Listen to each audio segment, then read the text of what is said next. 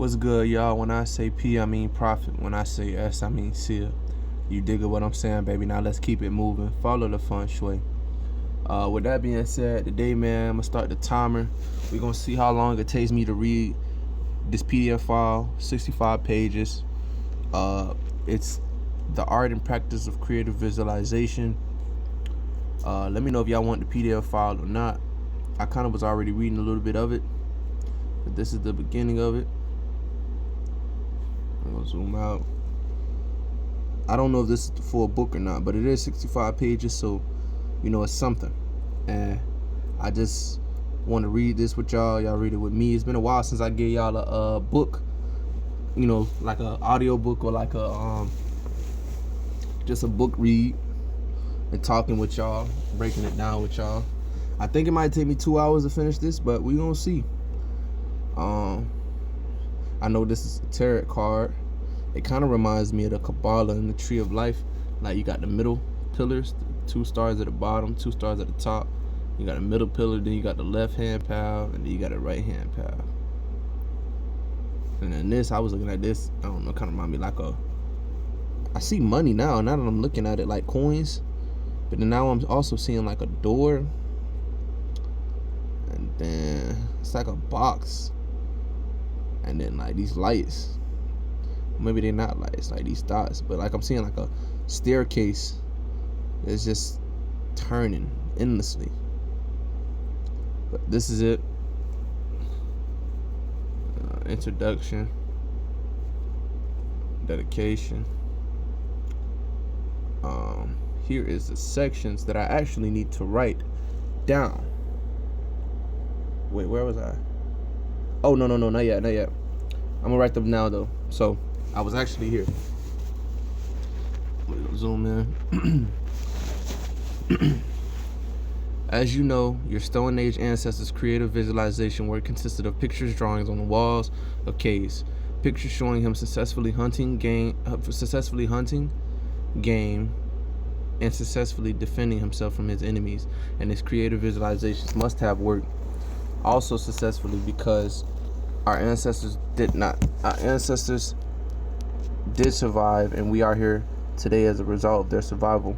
A modern application of the cave wall pictures will be given in this book for your own advancement and understanding. I ask you to study carefully this ancient application of this magic art and the modern one, and make the connection in your own mind/thinking.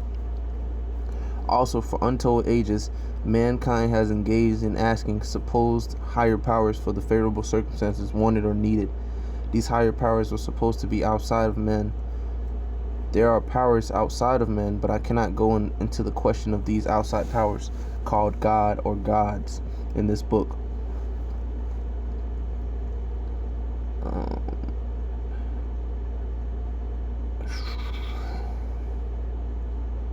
I lost myself.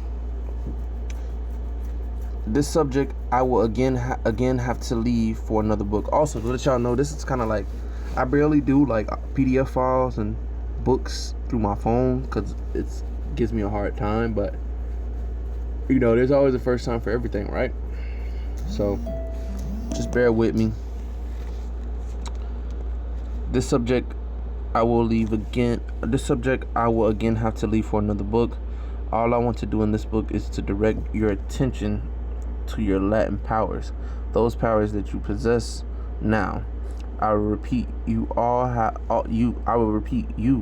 of you possesses powers, which powers used properly are able to handle the creation of circumstances favorable to your physical being. One of these powers is the power of creative visualization. Do not worry about not learning to use the laws of these powers perfectly. If you learn the laws and use them as well as you can, they will work. Maybe a little slower, but they will work. Do you remember that all the things you have now that you do not want, you brought to yourself by the unconscious use of these laws? And you did no special practice on that, did you? Also, have no fear about using these laws. These laws, the embodiment of your powers, are as much a part of you as your life is.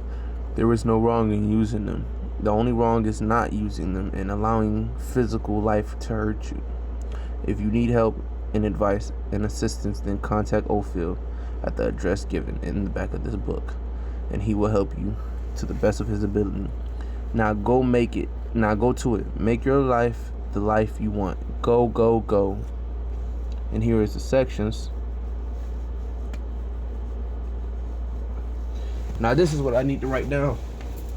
1 second. Whew.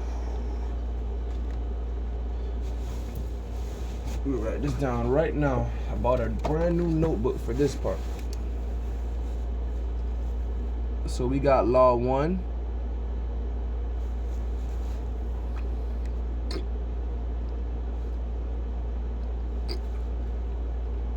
The art and practice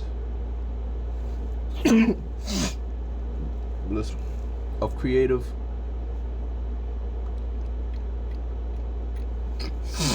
visualization.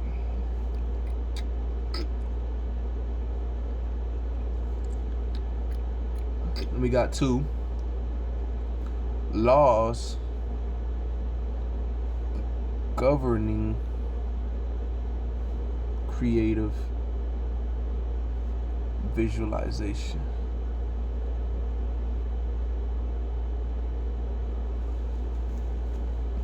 And we got 3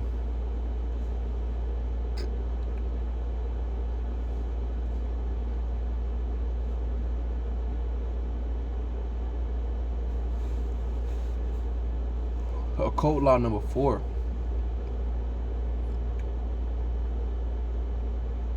Laws governing creative visualization. Occult law number 4, the sphere of availability. I'm going to write a star next to that one because that one is an important one.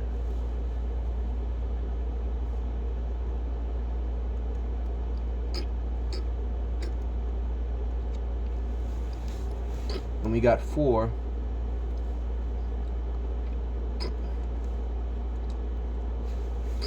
occult law number 5.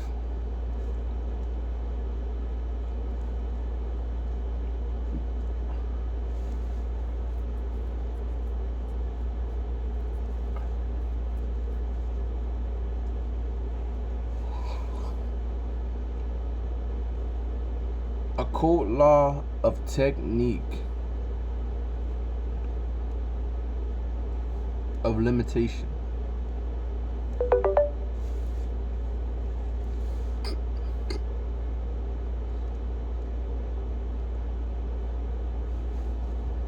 And we got 5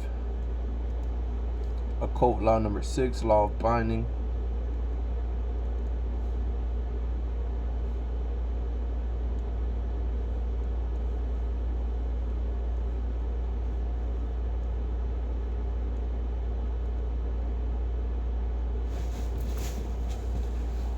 Maybe I should do this sitting up too, because I would not fall asleep on y'all. I would finish this.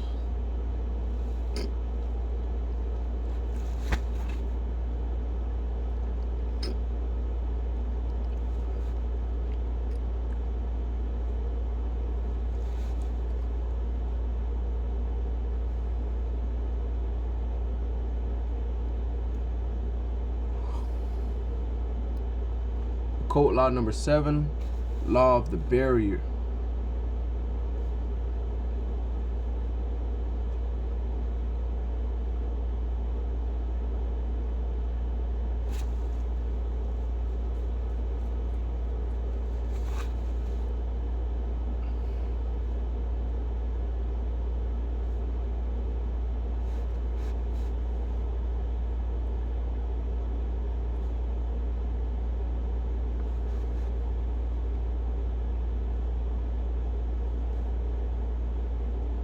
Occult law number 8, law of emotion.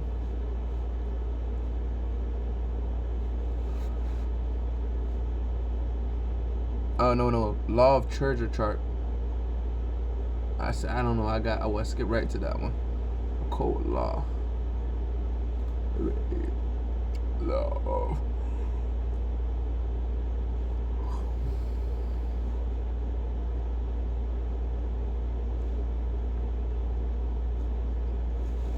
law of the treasure chart.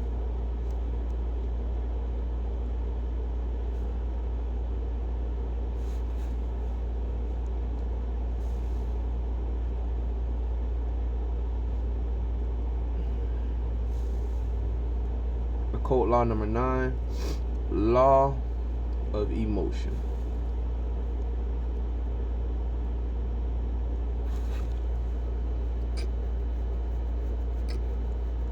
And then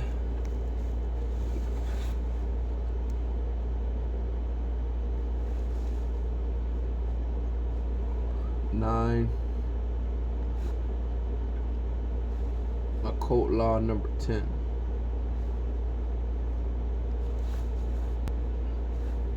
Law of the reversal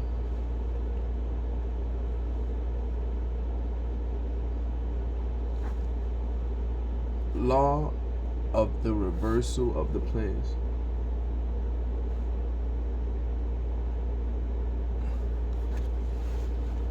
And then we got 10.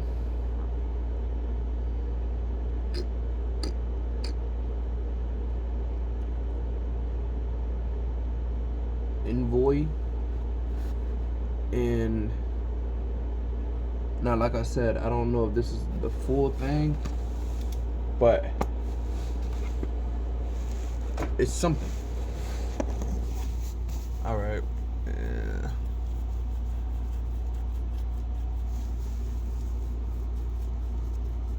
Of course, I get tired. So we're gonna have to combat that and sit up.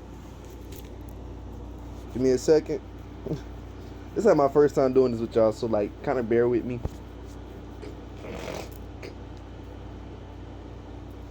Okay. 4th to 8th edition. This time has arrived for another printing of this book. This was the second of Ophil's occult books. My first book was, as you know, about astral projection. It soon became apparent to Ophil that many people did not have the resources so that they could devote time to occult study. Indeed, many people lacked the surplus of material means to lead a gracious life. Ophil gathered together knowledge. How about this? What if I turn this sideways? Is that better for y'all? Yeah, this is better. For me, I can read it. Many people lack the surplus of material means to lead a gracious life.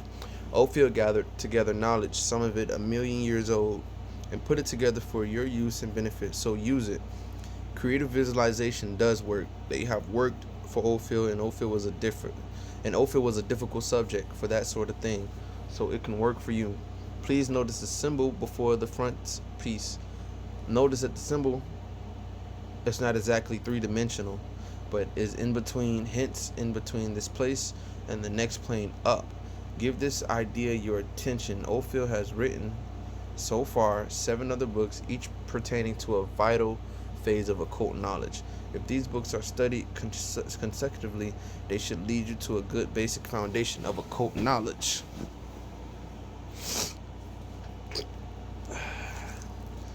That should keep you busy for the rest of your life. Several courses are available, and essays on timely occult subjects. If you do not have at present means to acquire these books, write Ophil and he will send you a condensed version that should start you off on the way of getting necessary material things to enable you to live a better life. To enable you to live better, so you can have time to devote to study and get along physically better. This whole physical life is a dream type of illusion, and it is your job to demonstrate it. So mote it be, Ophil. So he said, notice that the symbol is not exactly three-dimensional, but is in between, hence in between this place and the next plane up. The symbol, which is this,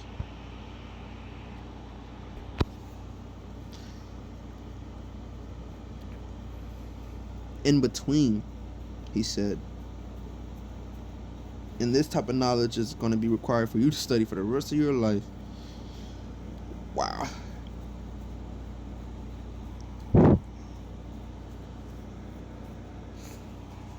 So basically, having the keys to enter into creative mode. This too. Well, no. Come on now, phone. Come on now, phone.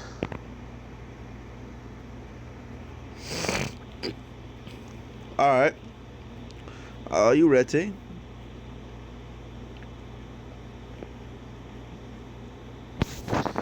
In art, the art and practice of creative visualization. Living this material physical life can be a crucial thing. Millions of human beings suffer from the slings and arrows of outrageous fortune, not knowing that each possesses many powers which, if used properly, could enable each of them to control his material physical existence to a large extent and relieve himself of much trouble. One of the unknown unused powers man possesses is the power of creative visualization. Creative visualization is the name for a magical occult operation wherein a man creates in his mind's eye or in his imagination the idea image of something or some circumstance or some circumstances he fantasies would be of benefit to his physical life, comfort, and add to his physical well-being. The well-being usually called happiness. Further, upon the successful creation of such an image by such a process in the man's imagination, the mental imagination image will become real and come into the daily life of the man and confer the above-mentioned happiness by its presence in his daily life possession. Up till now, endless books have been written, published, and sold describing this magical occult process, calling it by various names, but all names meaning the same thing. Such name as contacting the God for your daily supply, or creating circumstances, or 7 steps, as one school puts it, and so on through many other titles. This book is another one of those kinds of books about those kinds of creative visualization systems. However, in this book, it is my intention to go much deeper into this subject of creative visualization than has ever been gone into before by anyone. I intend to give you all the knowledge and information and practices necessary to enable you to understand and use and practice successfully the great art of creative visualization. And I do this with the sincere hope that you, by your study of this book, you will be able to use this great art so well that you will be as happy as it is possible for you to be by arranging the physical circumstances of your life to your heart's desire. But before we go any further into a study of a system of creative visualization, I think it proper that we should stop here and ask first a big question. Can and does the system of creative visualization really work? And if for now we assume that the answer is yes, then some other questions are in order. Questions such as, how does it work? Does it work for big things or does it work for little things only? What is the responsible truth? What is the reasonable truth about it? We can start our consideration with the idea of the existence of a such thing as a system of creative visualization by giving some weight to the old proverb which says, where there is smoke, there is fire. On the one hand, in our material life on this earth, you will usually find that if there exists some kind of an idea, even as a crude superstition idea, there is always some kind of truth behind it. Therefore, you can take it tentatively that if a system of mental creative visualization had absolutely nothing behind it at all, the idea of such a thing would not even be in existence. Right. This makes me think about a certain person and how a situation happened between them.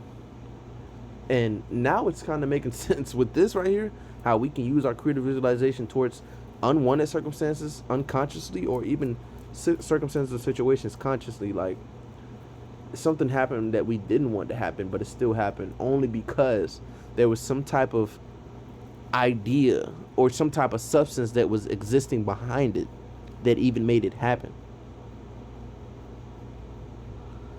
Huh.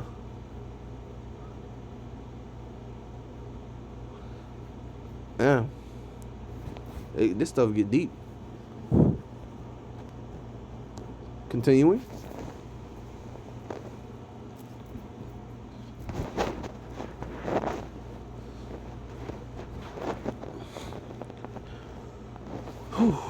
Of course, on the other hand, the other old proverb, if wishes were horses, beggars would ride, can give some weight to the contrary idea that any visualization system would not work no matter of what they were or of what they consisted. It does not seem too unreasonable to point out that if such a simple looking process as merely visualizing what you want and it comes to you, at least it appears that way, would work easily, and there is the snag.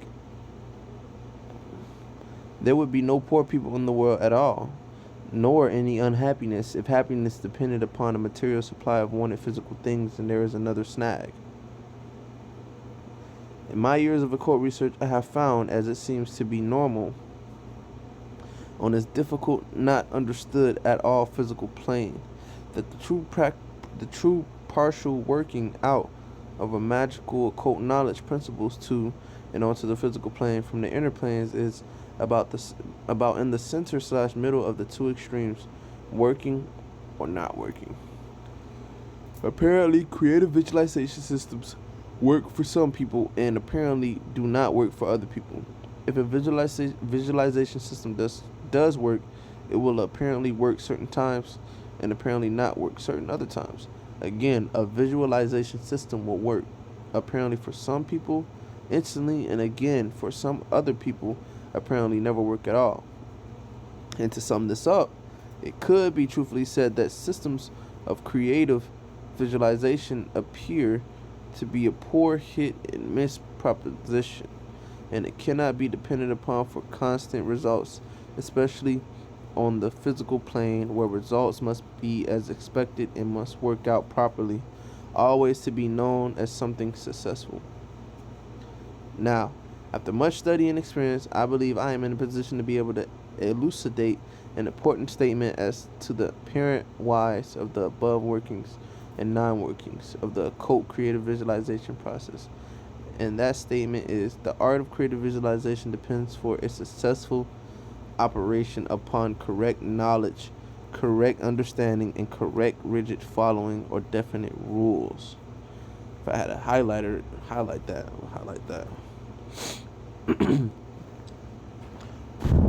To be a little more specific, the art of creative visualization and all other occult work involves working done on other kinds of planes. In addition to the work done on the physical plane, and how to do interplane work means knowledge, and more knowledge. Wait, let's reread that. The art of creative visualization and all other occult work involves work done on other kinds of planes in addition to the work done on the physical plane, and how to do interplane work means knowledge, and more knowledge, and then practice based on that knowledge, and more practice, In creative visualization work, all the planes involved in our cosmic existence are used: the etheric, the lower astral, the higher astral, the mental plane, and the casual plane. And all these planes have definite rules and laws from which they will not deviate one iota. Let's reread that. In creative visualization work, all the planes involved in our cosmic existence are used: the etheric, the lower astral, the higher astral. In our cosmic existence are used: the etheric, the lower astral, the higher astral, the mental plane, and the causal plane. And all these planes have definite rules and laws from which they would not deviate one iota or idiota. I don't like the fact that I'm getting yawning all of a sudden, man. Subconsciously, but we gonna override that. We gonna read this whole thing and finish it. I don't care how long it takes. Time is illusion. And so the rules of all these planes must be followed closely if you are expect good final physical plane and results from preceding interplane operations. Then even when and if these laws are followed closely and intelligently and correctly, there can be other local and cosmic conditions which can prevent occult techniques from working temporarily. Some of these would be noted later on in this book and explained separately. I am going to list a number of interplane laws. I intend to treat each of these laws in the order of its importance as completely as I can. Then I will set up the operational technique for each law as completely as I can. Most of these teachings I will put into a section by themselves and treat as practices. I will try to sum up techniques/laws and practices at the end in such a way that you will understand them and be able to do likewise. Please pay close attention to each law, technique, and practice as it is introduced in the book. Make a very strong attempt to understand and master each in turn. Your individual mastery of these laws and their practices will constitute your final mastery of the great art of creative visualization and prepare you to master other occult laws. The following laws govern the art of creative visualization. I will devote a section summary of study to each of these laws. The object of these studies will be to change the law into a personal technique for your use. Make the best effort you can to master these laws. Never give up.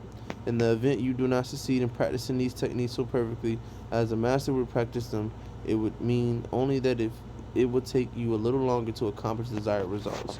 I will first give a brief description of each of these laws and outline some details of its methods of study.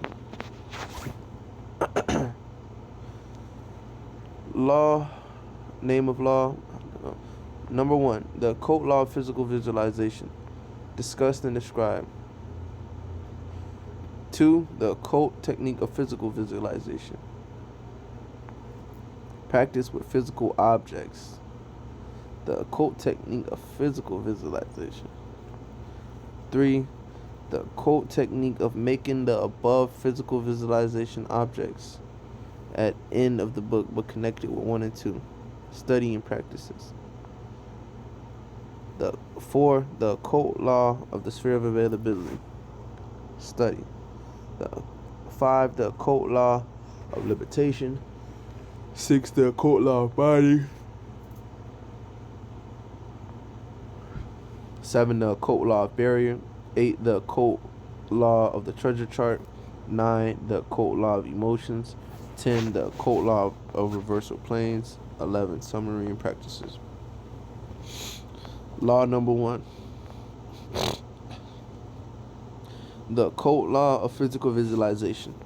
For a creative visualization to be successful, the first thing necessary is for the operator to mentally create a visual mental practice of the thing or the circumstance wanted. This kind of mental visual creation the average person cannot do easily, but unless this mental creation is done, the creative visualization work cannot proceed to a successful conclusion.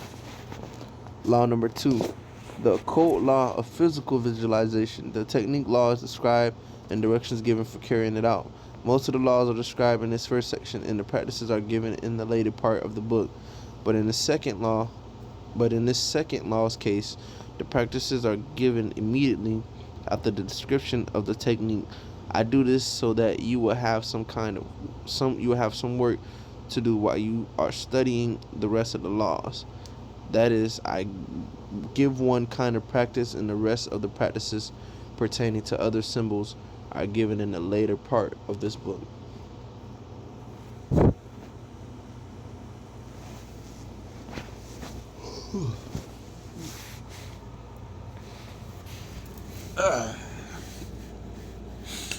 Law number 3. Continuation of the first 2 laws with more detailed directions for the making of the symbols for visualization practice and some additional instructions. Law number 4. The occult law of the sphere of availability. This law is one of the most important factors in our magical operation of creative visualization. To my knowledge, this law has never been taught before.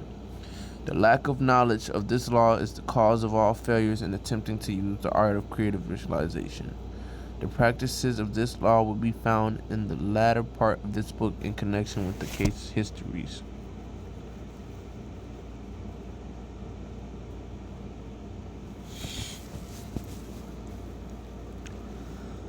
Law number 5, the occult law of limitation. This is another important law, the lack of knowledge of which prevents the working of the creative visualization art, but perhaps a little less than some of the other laws. However, I guess I had better stop saying this has never been taught before, because none of these distinct laws have ever been taught before that I can find. I do not mean that I am the sole discoverer of these laws, or they have been printed before. I mean that these laws existed before, but their direct connection with magical occult work had never been established as clearly as they are now in this book. Also, the practices of this law of limitation will be given in the latter part of this book in connection with case histories, as will all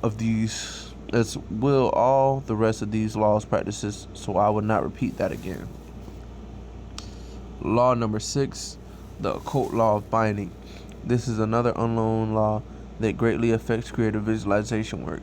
Understanding this law and working with it can greatly assist with creative visualizations. Law number 7, the occult law of the barrier. This law governs the art of changing words into emotions and emotions into words. Attempting to work creative visualization with words alone or emotions alone is a difficult process. Understanding this law can make your work more effective. Law number 8, the occult law of the treasure chart. A treasure chart, or map as it is also called, is a visual aid to creative visualization work. A correctly made treasure chart is of tremendous value in creative visualization work. 4 directions are given for making this magical tool. Law number 9, the occult law of emotions.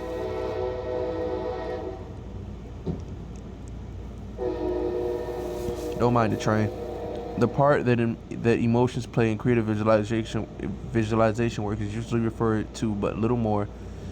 Here a full explanation is given so that you will understand that emotions play and can take full advantage of them. Law number 10, the occult law of the reversal planes. Ordinary English words are not very good when it comes to explaining the very fine metaphysical operations of inner being things. Thus, the fact that all planes are reversed to each other is almost unknown to many occultists. What is going on one plane is coming on another, and then this reversal also becomes reversed at times. The lack of knowledge of this reversal of planes is another reason why much ordinary creative visualization works fails. I want to reread that one. Law number 10. The occult law of the reversal planes. Ordinary English words are not very good when it comes to explaining the very fine metaphysical operations of inner being things.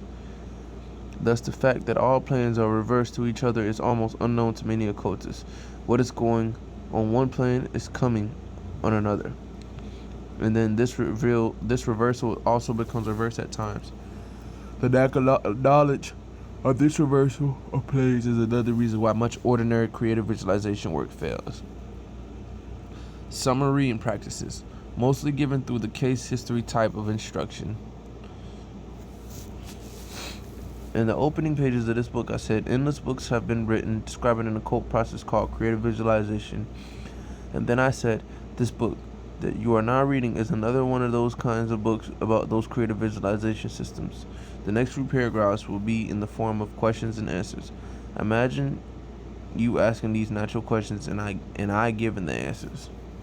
The first natural question you would ask is, if there are so many other books on this subject already written, why then another book?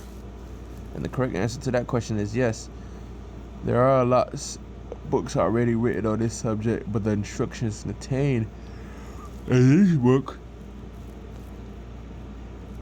the instructions contained in those books do not always work so well, or let us say do not work so well as to preclude the introduction of another book on this subject.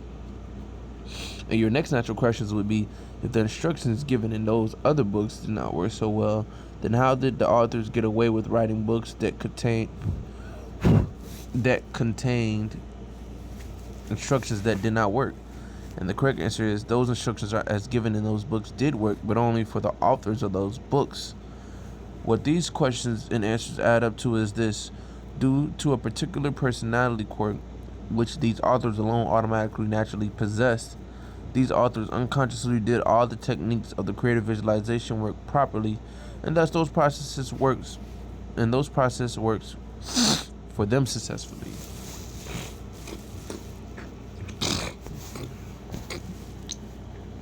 Once these authors get a creative system working for themselves, they hasten to write a book about it, and usually having money, they get the book printed. Then occult students hasten to buy the books to get the magic system to work for them, and the magic system works sometimes and sometimes it doesn't, depending on how closely the student is like the author in personality. Peculiarities of the same type. It never seemed to occur to those authors that their process might not work for others as it did for them. They published their personal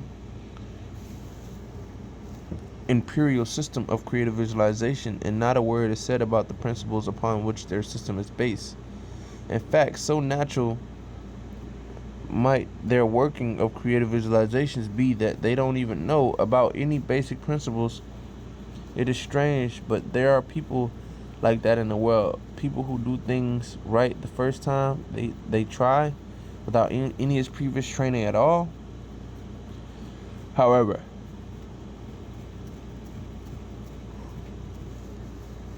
hold on, y'all.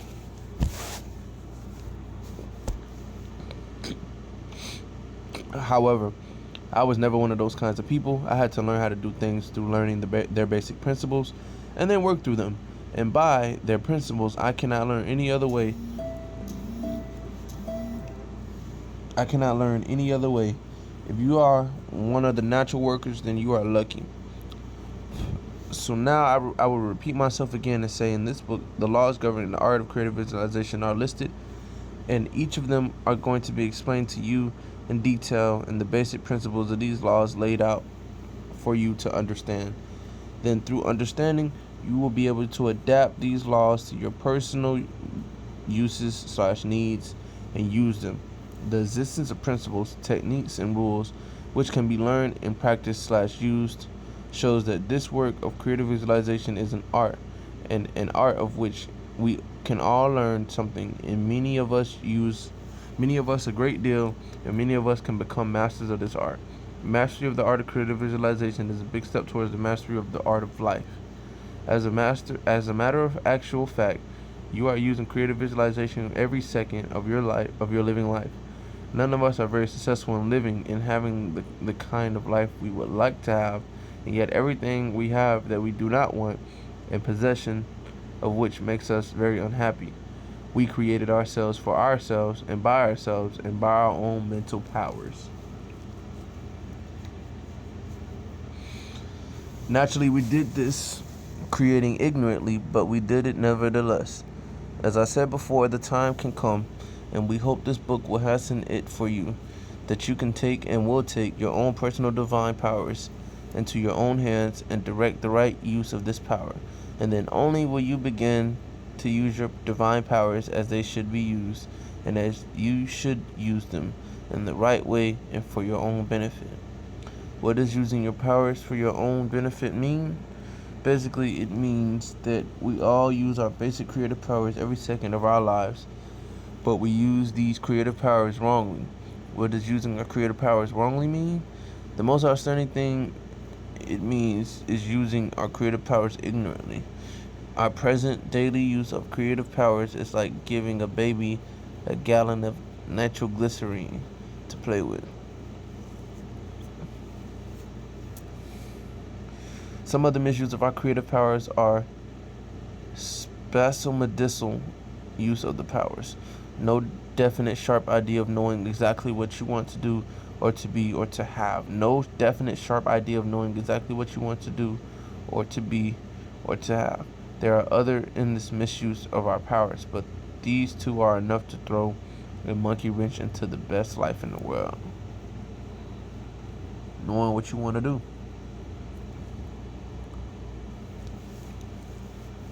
Yeah, because when you don't know what you want to do, you're a drifter.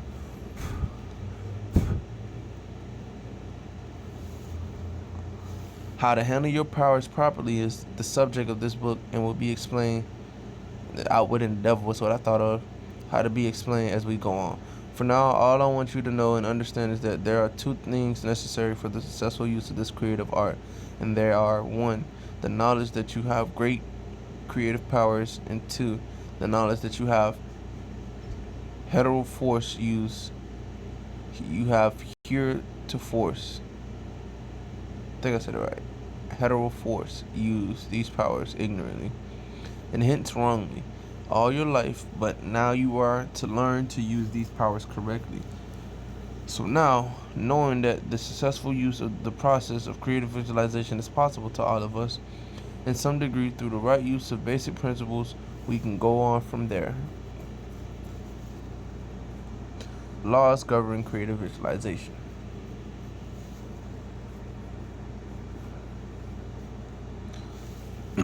The first main reason why the creative visualization process does not work perfectly as it should work for the average student is implied in the title of this book, Creative Visualization. Half of the creative visualization process consists of a procedure called visualization. Now, exactly what is visualization?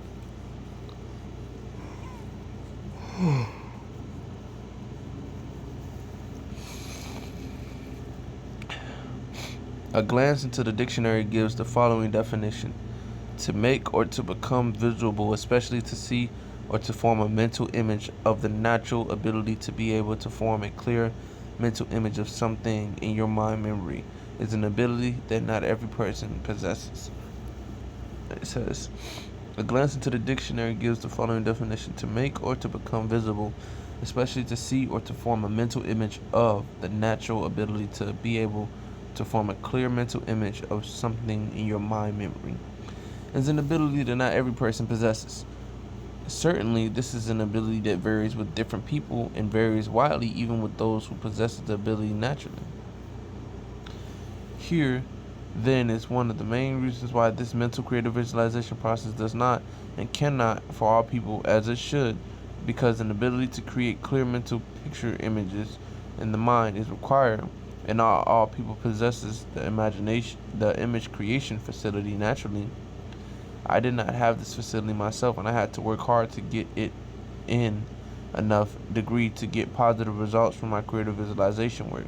I have no doubt that those writers who wrote those previous referred to books about this creative visualization subject possess those creative visualization mental image making abilities naturally, and it probably never occurred to them that others did not have that ability to in the same degree that they had.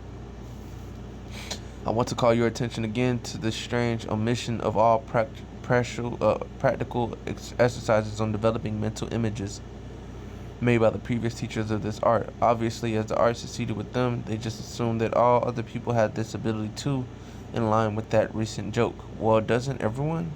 The lack of a positive image making facility is one of the most potent factors in the failure of this kind of creative work, and the omission of any kind of exercises in those books to develop this ability in you is inclusible. How could you possibly succeed in this work if you cannot visualize? They did not think that everyone possessed the same ability as they did. Then I am at a complete loss to account for the fact that none of these people gave any exercises to develop this ability in their in their students. One thing I can say for certain is that in all those books I researched on this subject, not one of them gave any of the following work that I'm going to give you. Work to enable you to develop your visualization ability as much as is needed for your creative work. In the beginning of my code studies work, I was not able to proceed in this art until I discovered and developed the following exercises. Practice with these exercises then enabled me to learn to create clear mental images of the physical things I needed such desire. And I can tell you that when my mental creations were clean cut and clear, then my creative visualizations succeed. Now that I have emphasized the importance of physical visualization, I will give you some work in it. It was my intention to explain all the laws one by one and then give the practices and the use of the laws in the later part of the book. I will do this with the other laws, but I will also give you this visualization work now so that you will have something to work on while you are learning the rest of the laws.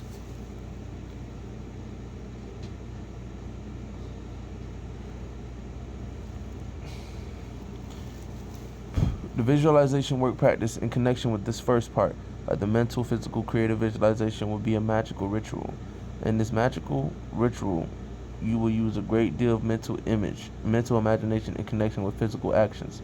You will first learn to work the ritual physically and then work it mentally, visualizing it as you work it. Finally, you will 1. First work it physically, 2. Then work it mentally, 3. Then work it both physically and mentally at once. This will be the first part of practice visualization in connection with developing this faculty in you. The second part will consist of work with symbols, which you will find in the back of this book. If you get the book secondhand and the symbols are gone, you will find directions for making your own symbols and coloring them. In the advanced part of this work, you should make up your own symbols anyhow. Start your first work in the following manner. All the work I give you is magical work for a certain type. If you continue to buy my books and continue to develop yourself as I am trying to help you do, you are going to find more and more of these magical operations in these books. By the time you have been through several of my books, you should have at your command some very useful, practical, magical operations that will help you through life if you use them carefully. The first work will consist of a very simple looking ritual. Now, if you want to make a big mistake that will hold up your magical proficiency for a long time, just imagine, as I did, that because this ritual is so simple looking and sounding, it does not amount to very much, and so neglect to learn and do it. This simple looking little thing is very helpful and very powerful. Learn it and use it all the time. You are going to find this ritual in most every book I write, so if you have run across it before, just pretend that you never saw it and learn it all over again. Memorize the following material and memorize it so well that you will be able to recite it easily without stopping to think of what comes next. The ritual sounds easy, and it is easy, but it is a bit complicated and involving, as it does some movements and word actions. If you continue in occult work, and you should, you will eventually understand the meanings of the words and actions, but for now, work the ritual as it stands, and it will still work. Okay, now little did y'all know, I've been doing this already, but they said, Ophio said, do it as if it's your first time, so this is my first time doing it, and we're gonna do it again. Alright. Says, touch the forehead and say, Atar. Touch the lower breast and say, Adonai Malkut. Touch the right shoulder and say, Vegidula,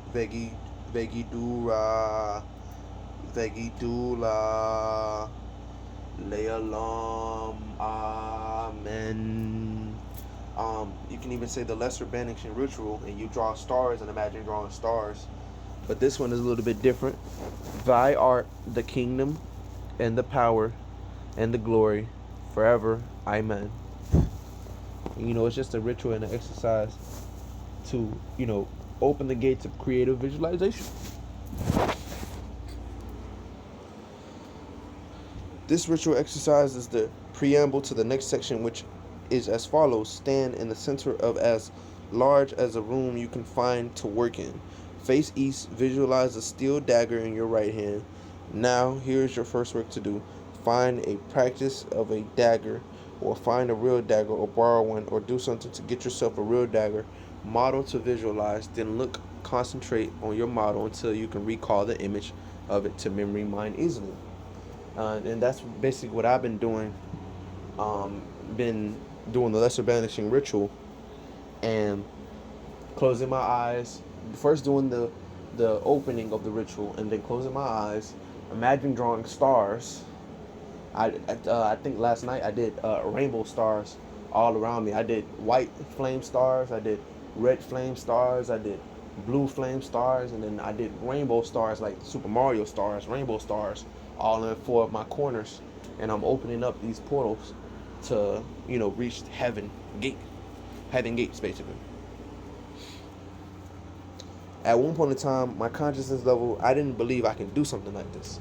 But now, as you can see, here am I. I'm going to go outside too. you know, stay up. Maybe change the scenery. Or maybe I should sit down. I do got a chair right here. Let's sit down right here. So that way I won't go to sleep.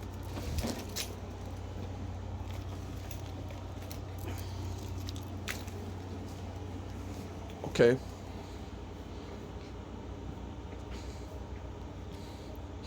The carefulness and the accuracy of your work in setting up this and the other models for visualization process is the degree of magical accuracy you will attain in your magical work.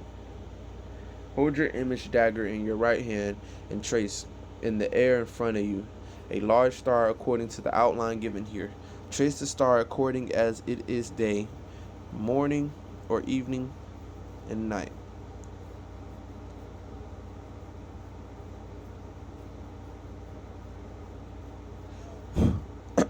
As you can see,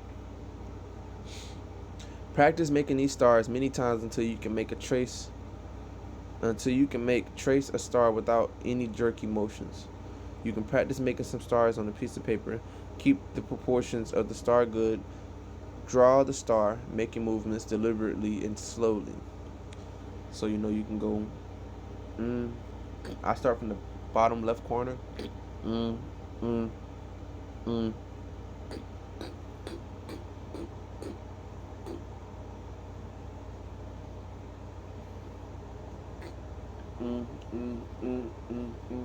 But now I want to do something new, so I'm gonna start it off based off of the day and the night.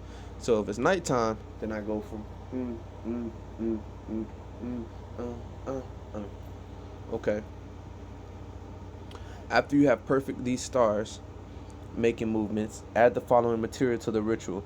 Take a spoonful of rubbing alcohol or whiskey and place it in a saucer. Place it in a saucer. Light the liquid and note carefully the blue color of the flame. Don't waste the whiskey or burn the house down. Get this blue color flame fixed in your mind and also the way the flame wavers. Practice until you can visualize the color and wavering and recall them to memory perfectly. Oh, okay, I see the purpose of it now. Yes, you can do this. I candle gaze, and candle gazing also helps me remember like the color of the flame of the candle when I light it up. So then I just use that as a way to light the flame of the star. I remember last time I was reading this, I stopped it right here because I didn't believe I can keep going because just confidence at the time, you know. But now I'm proceeding. I'm giving myself the rite of passage in a way. Now you can proceed with the main ritual. Face east. Take your still image dagger in your right hand. Visualize the dagger outline and the wavering blue flame. Make a pentagram star according to the time of the day and visualize the star outline in the blue flame. And then pronounce the name Yod He Vad He. Now see through the center of the large flame outline star a beautiful dawn, pink to rosy clouds. The east is the quarter of air, so feel air. Imagine and feel a cool soft breeze coming from the dawn clouds and passing over and through you again and again. The name of this east wind is Eurus, so call him out by his name. I'm actually going to write this down. Let me write these down because this is more information I didn't have before.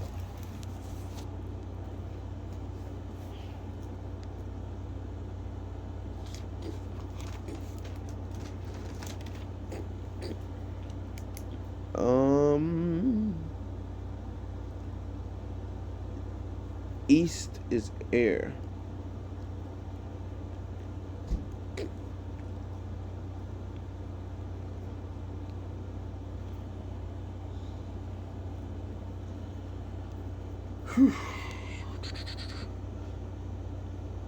And then Euros. Give me some more extra credit to study. After you feel filled and satisfied with air, erase the scene gently from your imagination and continue around in a circle with your flame dagger to the quarter of the south. The line of the circle between the stars is also composed of the wavering blue flame. This got me thinking about Doctor Strange.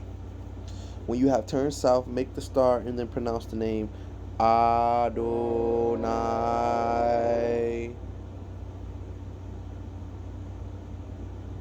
Through the center of this south star, see the following scene: a tropical island scene, warm blue sea waters dashing on coral reefs. Behind the coral reefs lie long white beaches, and beyond the beaches grow palm trees, sawing gently in the hot tropical wind. Feel this hot wind pouring from the center of the star into you and warming you through and through. The name of this south wind is Notice, so name him and call him. Dang. Is it me, or as I'm reading this, I'm seeing it in my head. Like, I'm seeing the white beach and the coral reef. It's like, because I've been practicing already, so like I'm seeing it. It's crazy. When I see east in the air, I'm thinking of like just like wind, strong wind blowing. And maybe I'm at the desert and I'm feeling strong wind. And then with this one, I see like a door or a portal open to beaches and all that. This got me thinking about portals. Some portals are so strong that it becomes physical. Like, is there portals in here? Where can I go to ask more questions about this? Because I feel like I'm having a breakthrough. South.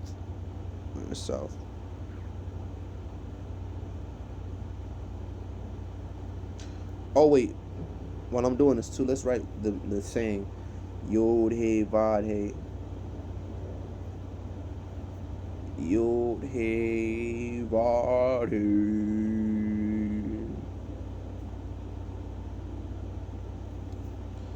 And then south.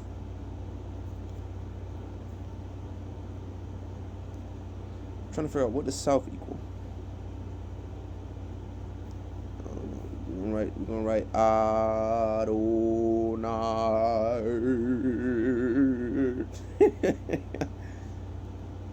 Back then, this evil shit.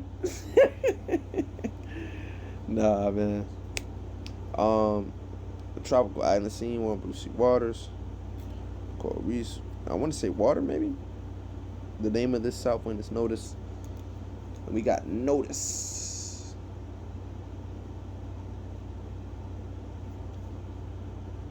When you have finished with the south, erase it gently from your mind and continue to make the blue fire circle around the west.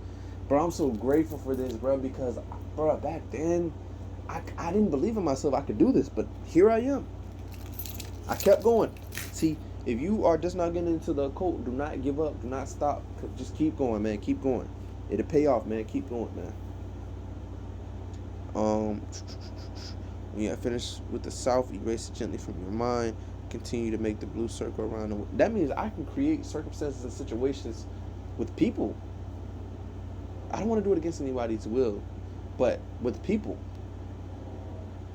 Even with people, like lovers, I can create situations, an event with lovers. I'm thinking about somebody too, man, but anyway. Erase it gently from your mind and continue to make the blue circle around to the west. There, make your blue flame star and pronounce the name. Oh, to the west now. Now we on the west side. You hear me? We're gonna do the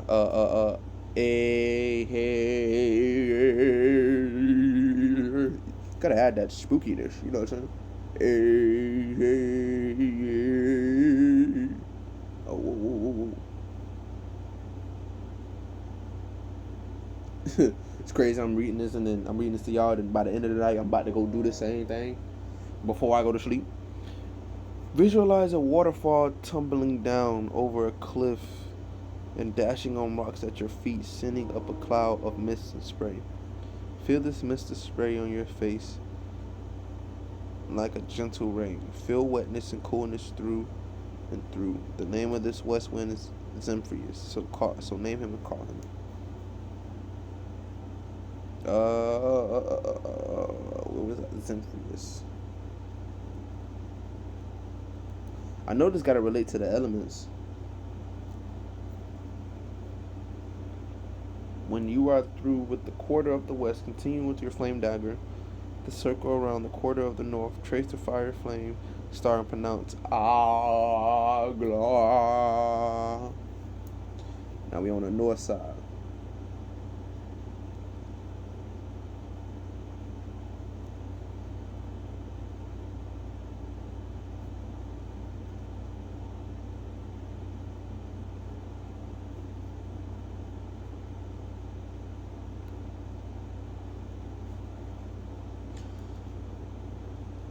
The north is earth.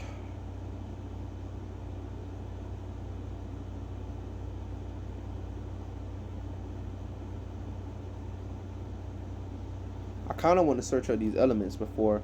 Well, I already know east is air, north is earth, and then the name, the north is the quarter of the element of earth. These quarters have no relation to the usual material ideas of air, fire, water.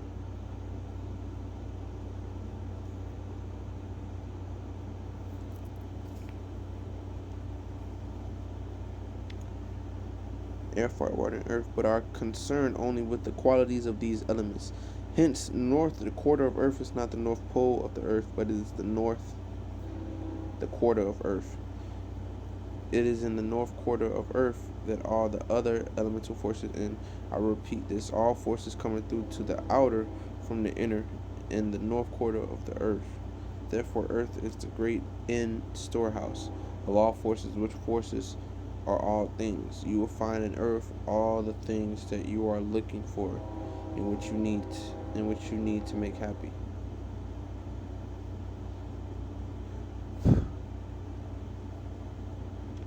Oh, I'm guessing earth is the name for this one. Okay, my friend. You will find in earth all the things that you're looking for and which you need to make you happy. Yeah. So therefore, when you visualize the quarter of earth through the blue flame star, you first visualize before you vast fields of ripened grain and vast fields of ripened corn and other cereals. Beyond these fields are vast orchards of fruit trees loaded with all kinds of fruits. Beyond the orchards stretch great areas of grasses. So therefore, when you visualize the quarter of earth, let me write that down real quick. Quarter of earth. Maybe I can go there to the quarter of earth. The quarter of earth. Okay. Through the bloom flame star, you can first visualize before you vast fields of ripened grain, vast fields of ripened corn, and other cereals. Beyond these fields are vast orchards of fruit trees loaded with all kinds of fruits. Beyond the orchards stretch great areas of grasses on which graze great herds of animals. Beyond the herds starts forests of trees, and beyond the forests are mountains. And these mountains are full of mines of minerals which we use in our daily lives. And the mountain tops are covered with snow and ice. The melting of this snow and ice makes an abundance of water, which flows down to water and nourish the living, growing things. Below all is peace and plenty, full of all the things you need to make a full and happy life for yourself. This kind of helped me break past a belief there's lack. There's no lack. There's no lack is not even real. There is no such thing as lack. There is none. And it's hard for me to believe it, but I'm going to have to create a belief around it, because if there was really lack, I mean, there is a concept of that, and there's people that believe in it, but how can I get past the idea of lack? That's the question. Let me write that down too. How can I get past the idea of lack?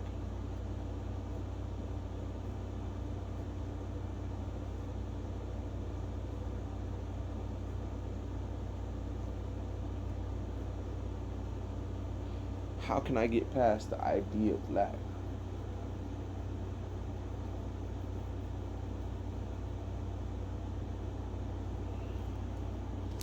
Whew. Okay.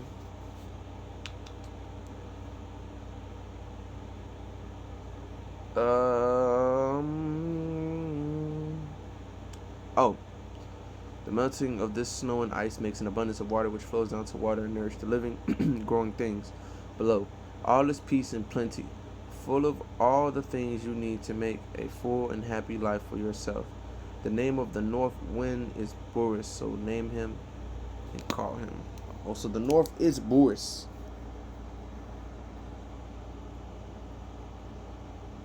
if I'm pronouncing that right. Bruris. When you have finished working with the quarter of the north, continue the flame circle around back to the east and end it there where you started. You should then be completely surrounded by a circle of blue flames with a blue star at each quarter. Close the ritual by repeating the Kabbalistic cross exercise followed by these words and actions. You are facing east. Throw out your arms in the shape of a cross and say, before me, Raphael, behind me, Gabriel, on my right hand, Mikael, to my left hand, Oriel. Before me flames the pentagram and within me shines the six-rayed star above my head. And I add that above my head part. The above rituals constitutes the first part of the practices in connection with the work of learning physical mental visualizations. I feel like Ophel right now is with me, like standing behind me, like, yeah, get that mom right there. Yeah, that's it right there. Grab it. We're gonna write this down too, just for the fun of it.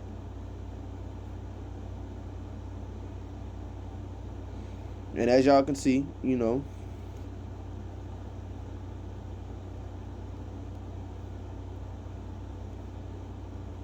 hey man, shout out to Travis Majors, man.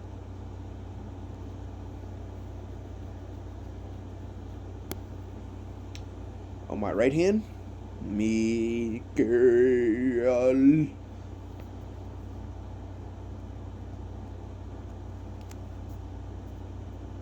On my left hand,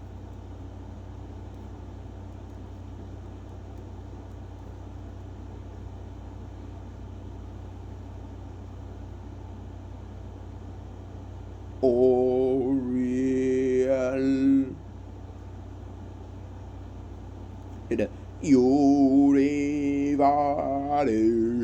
It's so fun to me. Before me flames the pentagram.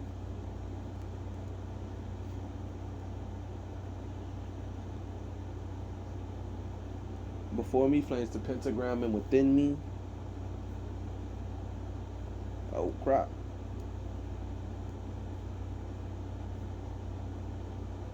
Shines the six-rayed star.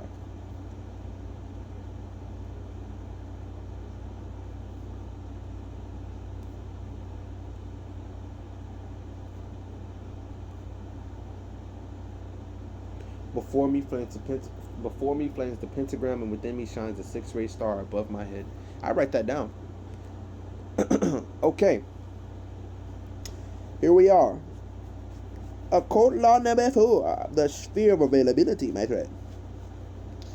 This right here, when I first was learning this, bro, I had a whole breakthrough. I was like, so that's why I would think I was like 17 at this time, 18 or 17, and I was like, that's why I didn't have certain things. Like, if I was learning this stuff, but I didn't stay consistent based off of life circumstances. So I had became my karma in a way, and I had to go through a lot of struggles before I even got to where I'm at. Past life karma, whatever. But we are here now, and I'm able to actually sit down and read this. So moving forward. But this right here, man, it explains a lot of manifestations. Like, I remember I intentionally did it too. I was like in my tent. That's another story, but I was in my tent and I was like, I need a rug. It rhymes with grub. So then, next thing you know, I asked my grandma, I was like, Grandma, you got an extra rug? You don't want no more? Next thing you know, I got a rug. Now, I was like, I need a cutting board, man. Next thing you know, I'm in Walmart. I so happened to walk to the aisle where the cutting board was at. It's like random manifestations, but controlled manifestations in a way. It's like controlled correspondences. I even intentionally, I put myself to the test. This is how I know I really create shit for real. I was at my job, right? And I was like, man, I was like, man, I want some fries. I had a whole puppet sandwich. I wasn't even tripping about no food. If it happened, it happened. It didn't. But I was like, man, I want some fries right now. Last time I had some fries with some PDQ fries, and they were pretty good. Whatever, do. And I was like, man, I want some fries right now, man. I don't know. I was listening to a money mantra. I grabbed $4 off the floor, so I was like, okay, well, if I do this with this money, I know I got more than enough because I got my card, so I got the 40% discount. So then I pulled out the cash, and I'm like, They like, oh no, it's card, sir. I say, huh? And they was like, yeah, it's card, sir. I was like, oh dang, I ain't got my card. I only got cash right now. And so then the lady was like, you're all right, you're fine. I swear to God. And I knew I was gonna manifest some fries, but I knew I was gonna manifest some fries. I just didn't know if I was gonna be paying for them or not. I thought I was gonna get them for free by like asking somebody, oh, you can give me some fries for free, or can you buy this for me? Or I go out there and spend the money, and that's how I knew I was gonna get the fries. But you know, see, that goes to manifestations as far as we take certain steps and actions, and we think that the way we going about it is gonna give us the results, but sometimes it's gonna fall into place the way it's supposed to, if that makes sense. Like, I knew I was gonna get fries, but I thought in my head I was gonna have to pay. And if I would have kept believing in that belief, I would have been creating suffering. This is how you can explain suffering, because you think you're supposed to be living a certain way, or you think you're supposed to have a certain thing, or outcome supposed to be a certain way, but reality is the random manifestation or the correspondence that manifested itself is the way it exactly was supposed to manifest. Because who knows? If you would have played it out the way you wanted to play it out, which was how you thought was best, you kind of going against divine. Because you can manifest and create, but you still have the divine, if that makes sense. You know what I'm saying? Like, for example, I may want to be a millionaire and I'm only thinking about a certain way to get there. I'm going to limit myself from any correspondences or random manifestations. Maybe, who knows, they might talk about that, but let's not get off topic. Where we at? What time is it? 4. Okay, I ain't tripping. Occult law number 4, the sphere of availability. We now come to the law listed as number 4 on our list. I have named this law the sphere of availability. This name designates one of the most important occult laws ever given out in any occult book. In all of my years of occult research, I have never found any outright exploitation of this law. There were a few vague hints, but that is all. All the work you will ever do now or in the future along the lines of creative visualization hangs on the knowledge theory base of the sphere of availability. Now, I sure do hate to keep on saying give this next subject your utmost attention, etc., but in this case, it is more true than otherwise. And the reason is that in the case of some of the other laws I would give you, in spite of them, you can still accomplish a great deal of creative visualization work. But a lack of knowledge of the sphere of availability, my boy, you feel me? The lack of knowledge of sphere of availability. Whoa. Oh, man. Yeah. Reading on the phone. It's like, as I was saying, you know what I'm saying? Like, as I was saying,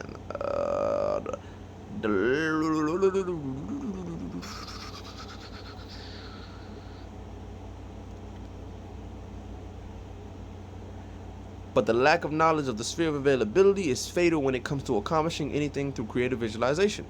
The one big single reason why mental visualizations fail to come true or do not reach physical consummation is the failure to know about and understand and allow for the existence of the law of sphere of availability. And that goes back to what I was just saying. I was available to the fries, which is why I was able to get them for free, if that makes sense, because they was getting ready to close and I was right here. I had the money available, but the sphere of availability played itself right there by, just because I had the money available does not mean I was supposed to pay. I let the sphere of availability took charge, and that ended up giving me it for free. Does that make sense? The sphere of availability was present in that situation because in my mind, I knew I wanted fries, and I put my mind to use. So I was like, fries. It wasn't like I was really hungry. I just wanted to put my mind to use and test myself. I said, fries. I seen them. I knew I had the money for it, but I was afraid because I had a little fear. I was like, if I spend this money, I ain't gonna have no money. But that's fear-based thinking, you know, getting rid of that fear-based thinking. So I was like, fuck it.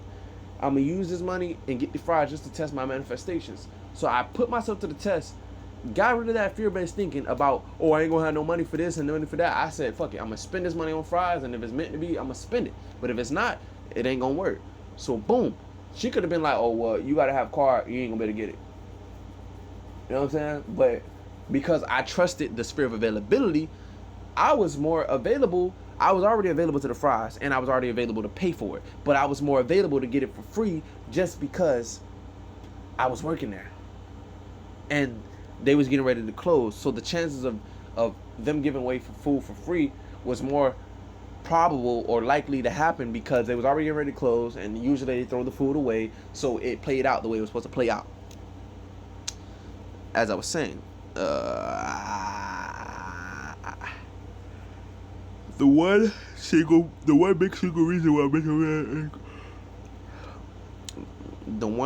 big single reason why mental visualizations fail to come true or do not reach physical consummation is the failure to know about and understand and allow for the existence of the law of sphere of availability. Once this law is clearly understood, it explains why some students visualizations succeed easily, while other students' visualizations never succeed, no matter what they do or how hard they visualize, except those who do the work naturally, as I said before. In the illustrations following, look for the examples where creative visualization work was done naturally. For the technique theory of the law I am about to explain to you, as you have no doubt guessed by now, I have coined the name the sphere of availability. I did this coining of names even after I complained about others doing it. I feel guilty. I feel that I should mention here that it was my repeated failures to achieve successful visualizations that led to my discovery of the law of sphere of availability. The concept of the law of sphere of availability is so subtle that I have decided that the best way to teach the understanding of this law is by means of case histories about people who have succeeded in creative visualization work, and then I will point out the correct use of the law in these cases. I am going to give here the very first story I ever heard about creative visualizations work. The following is from a book written by a Mr. Richard Inglis. Mr. Inglis was a lecturer and occult teacher in this country at the turn of the century. He apparently died in Los Angeles about 1930, as near as I can find out. He and his wife wrote some books about the occult, and these books were still quite good for beginners in this line. Although a little outdated now, if you are a beginner and want to get copies of them, I have them both new and secondhand. Contact me through the address given in this book, and I will advise you about them. In one of his books, Mr. Inglis, talking about the law of opulence, which was his name for creative visualization, tells a story about a young man who lived in Paris many years ago. This young man came from a family of rag pickers, that he has made a living by picking over the piles of Paris rubbish and salvaging anything usable.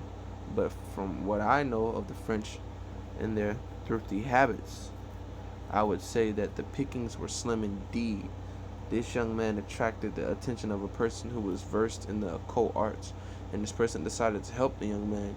He gave the young man a manuscript and told him to study and practice the knowledge contained therein, and this young man did. The manuscript contained directions explaining the art of creative visualization, as it was called in the manuscript, getting things through thinking.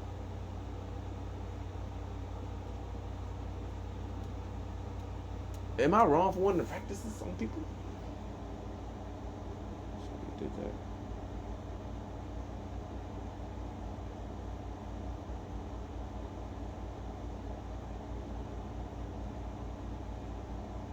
Pretty loud. I think I was pretty loud on that, boy. I just wanted to transition. I'm over here like doing it now as I speak. I'm over here practicing it now.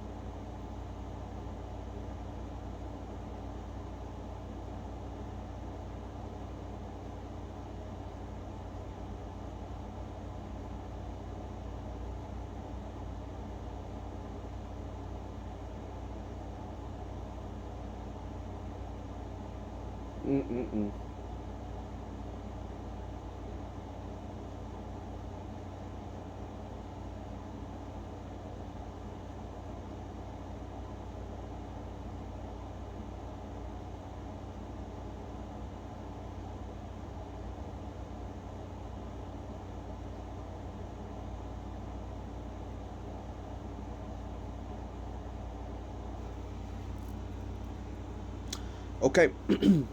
After reading and studying the knowledge... Sorry about that, y'all. After reading and studying the knowledge contained in the manuscript, the young man decided he would attempt to practice the great art. The following is very important. The young man decided for his first visualization attempt that the first thing he really needed was a small piece of carpet to put beside his bed to protect his feet from the cold stone floor when he got out of bed in the mornings. He proceeded to visualize for a piece of carpet, and in a short course of a time, a woman gave him a piece of carpet. The simple demonstration so convinced him of the value and power of the art of creative visualization that he proceeded to practice it for the rest of his life. When he passed on, he had many hundreds of thousands of francs, and francs were francs in those days. We would now consider a case that I know about personally. Right. So this makes me think about how people ask to be something like a millionaire or like a baller or a lot of money, like, oh, can I win a lottery? But these are not really realistic ideas for the sphere of availability. So you got to think about what's in your next sphere of availability. So if I got a stable job, right, then the next thing I need to be asking for is a business, because I know this job is stable. I know the income is stable, so I can keep this job long enough where I can invest in my passion. That's one. And I kind of see it in my head. I see it in my head now, how exactly where I would put the equipment, and I have the microphone, everything. That's one.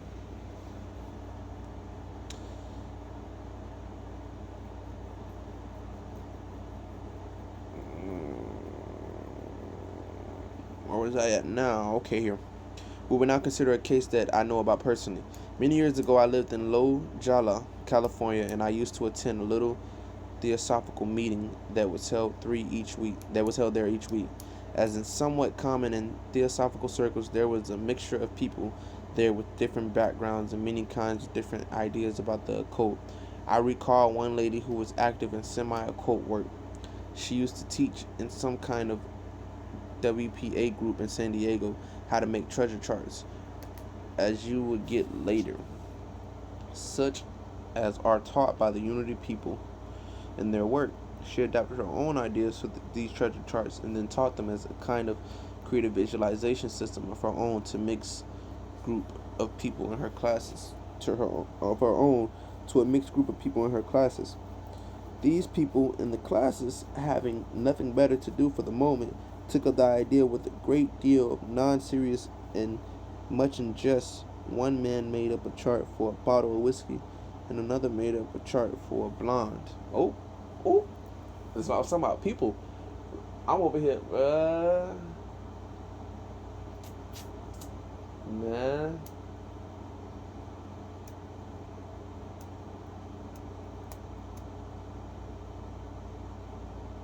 I'm putting this to the test right now. I can't even tell y'all, but just know, man, just know.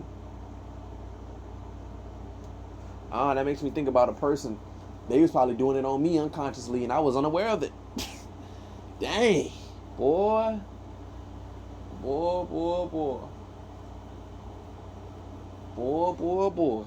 They get real out here.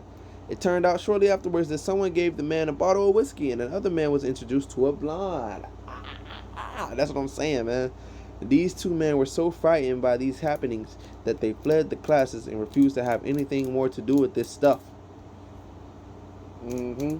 This made me think about when I was talking about bands. Like, call me Mr. Bands. I'm making bands. I'm making money. You know what it is? I know exactly what I'm supposed to be doing right now, and I already see it in my mind's eye.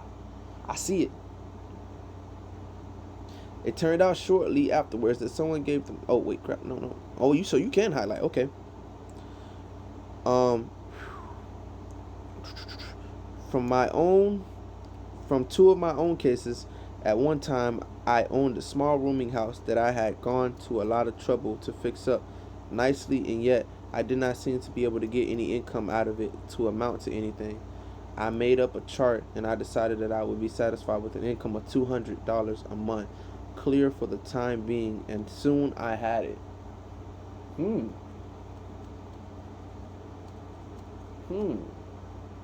Well, I talk about making bands.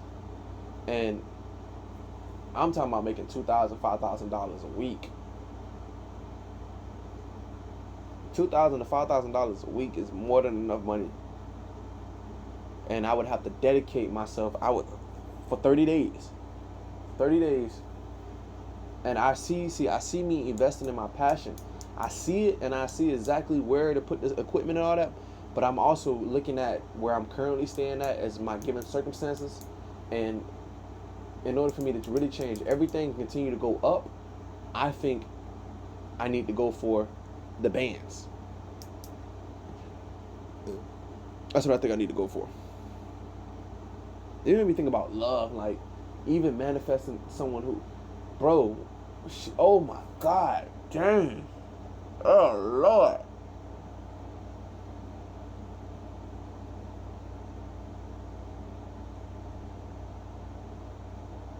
Oh Lord, dang. Oh my bro, my man, I'm having realizations and breakthrough right now as I'm reading this stuff, because it's like I'm reflecting on some of the things that's been manifested in my life lately, and in people, places, things, situations, and events.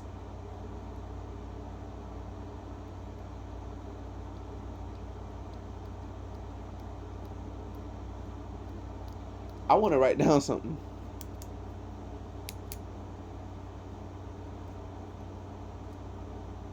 Well, let's do this. Hold on, I'm gonna write this down real quick. Y'all give me a second. Give me a second. Cause I'm about to. Here we go. And then we're gonna add emotion to it too.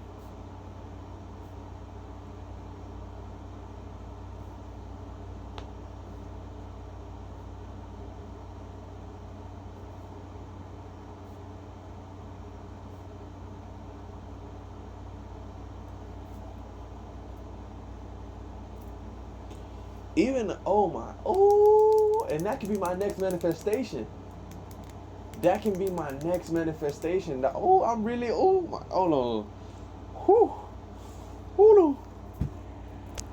Hold on now, Pali. Hold on now, Pali. Where was we at with it?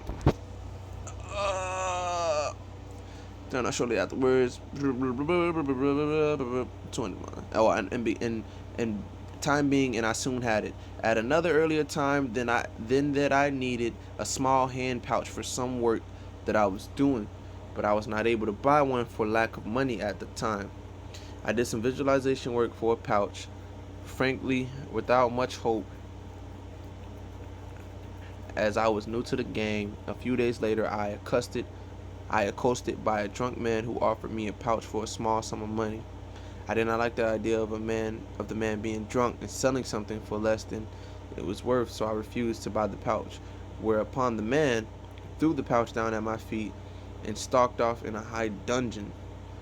You certainly could not ask for more of a miracle than that. What? Man, he said, man, take this. You know what I'm saying? Acting like that, man. Take this, man. You know what I'm saying? It made me think about a situation where it was me and a girl, and I don't know, she must have been hungry, and she ain't say nothing to me, but then the dude get on the bus, give us free food, and then next thing you know, it was something to do with meat. I don't eat meat, so that's how I knew it wasn't for me. But he gave it to us. I was like, I'm straight, OG. I don't need an OG. I'm straight. And then she tried to give it back, but he was like, man, keep it, man. You take anything else for free. And right there in my eyes, she didn't even tell me what she wanted, but that's what she wanted.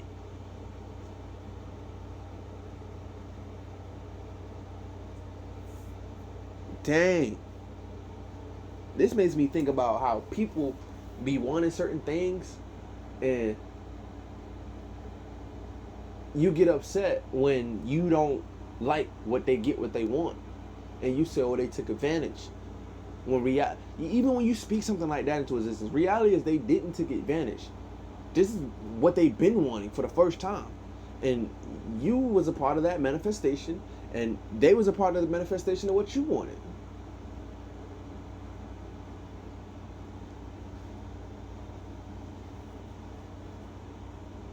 This makes me go back to when I first wrote about this one lover and I manifested her. What's crazy was I practiced the same exact law and manifested her. And we manifested each other, created each other. The divine made it. Bro, the divine made it happen for each other. And you can say, oh, demonic spirits and entities gave y'all what you wanted. No, that's not the case. What reality was, we only called it demonic because we didn't know what it was. But now looking back, all I did was use these laws unknowingly and manifested her. And when I manifested her, I knew I was doing some type of manifestation work because I wrote it down. I remember writing it down, and I was like, this is who I want. This is who I want to be with. Like, I remember that, man. I remember that. I don't think I have the notebook or the journal anymore, but I remember that. And I remember saying, enchanting, like, this is why I would love to be with someone who loves me for me. I said female or girl, I said preferably girl. And I was talking about how, like, we grow with each other, you know, like, and it makes me go back to the root of why I went through what I went through. Or we grew. We grew with each other. We still growing with each other. We're not with each other now. We're not dating right now. We're not even together. But, bro, I'm not even gonna go down that rabbit hole because I've learned so much about myself, which makes me love myself even more, because the same love you think someone can give you, you can give yourself. That's one. But two, like, it just goes back to these laws that we thought, like, all we've been doing is doing this. That's all we've been doing. It's crazy. All we've been doing is this.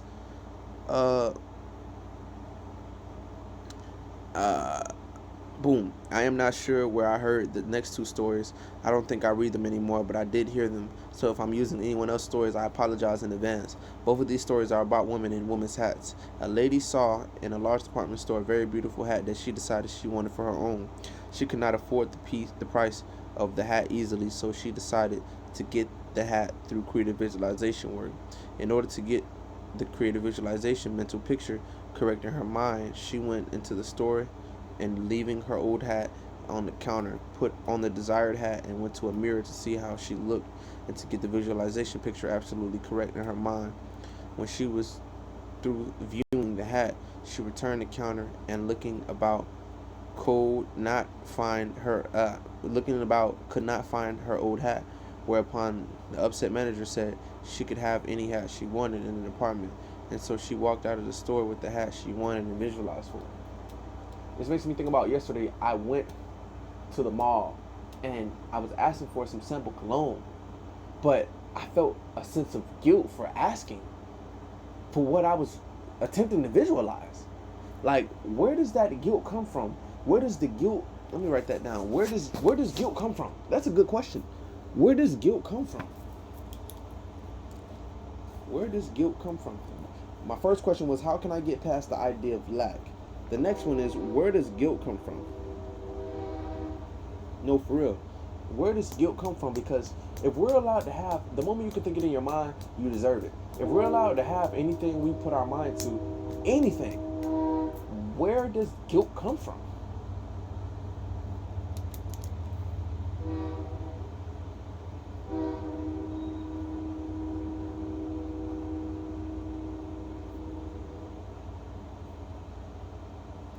Does it come from other people?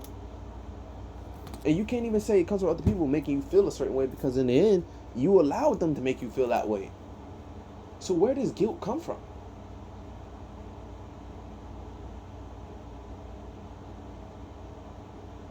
Is guilt even an emotion? Let's really debunk this. Is guilt an emotion? Where does it come from?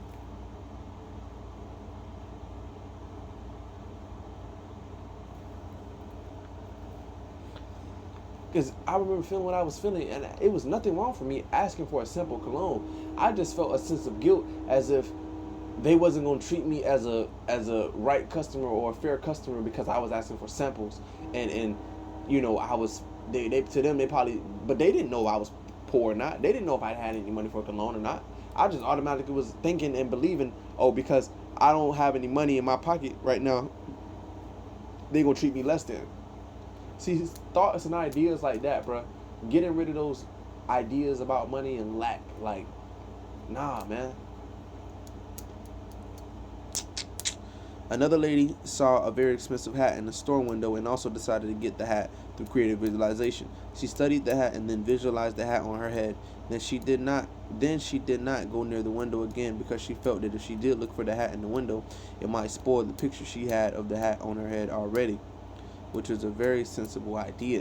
Some weeks later, she was visiting a rich friend, and this friend said to her, "A couple of weeks ago, I bought a hat, and now that I have got it home, I hate it, and I would not wear it to a dog fight. I knew both the dogs." If you want it, you can have it, and she bought the hat. I could give many other examples, but these are enough to illustrate the law sphere of availability. You think all over these stories and consider what was the most outstanding feature of these stories. What was the one deep thing they all had in common? Other than the obvious fact that they all got what they wanted through a visualization process, it's not the hidden fact that the desired thing was within the normal, reasonable reach of the person. Or shall we not call all these things gotten by these people within their normal sphere of availability? Right.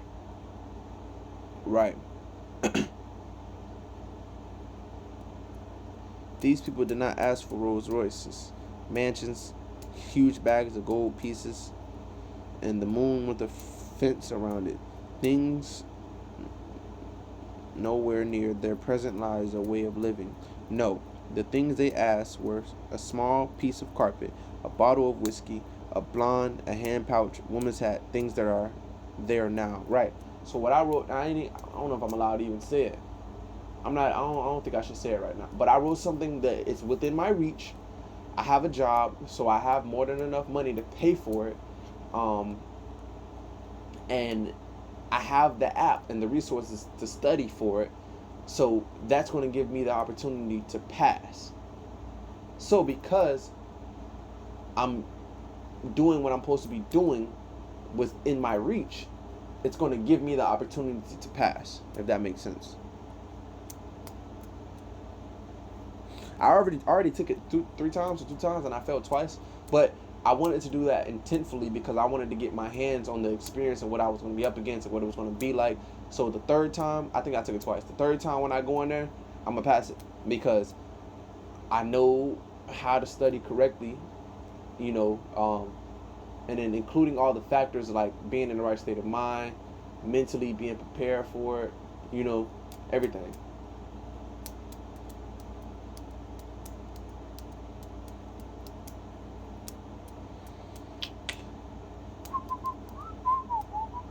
These people did not ask for Rolls Royce mansions, huge bags of gold, the things they asked were a small piece of carpet, a bottle of whiskey, a blonde, a hand punch, woman's hat, things that are there now.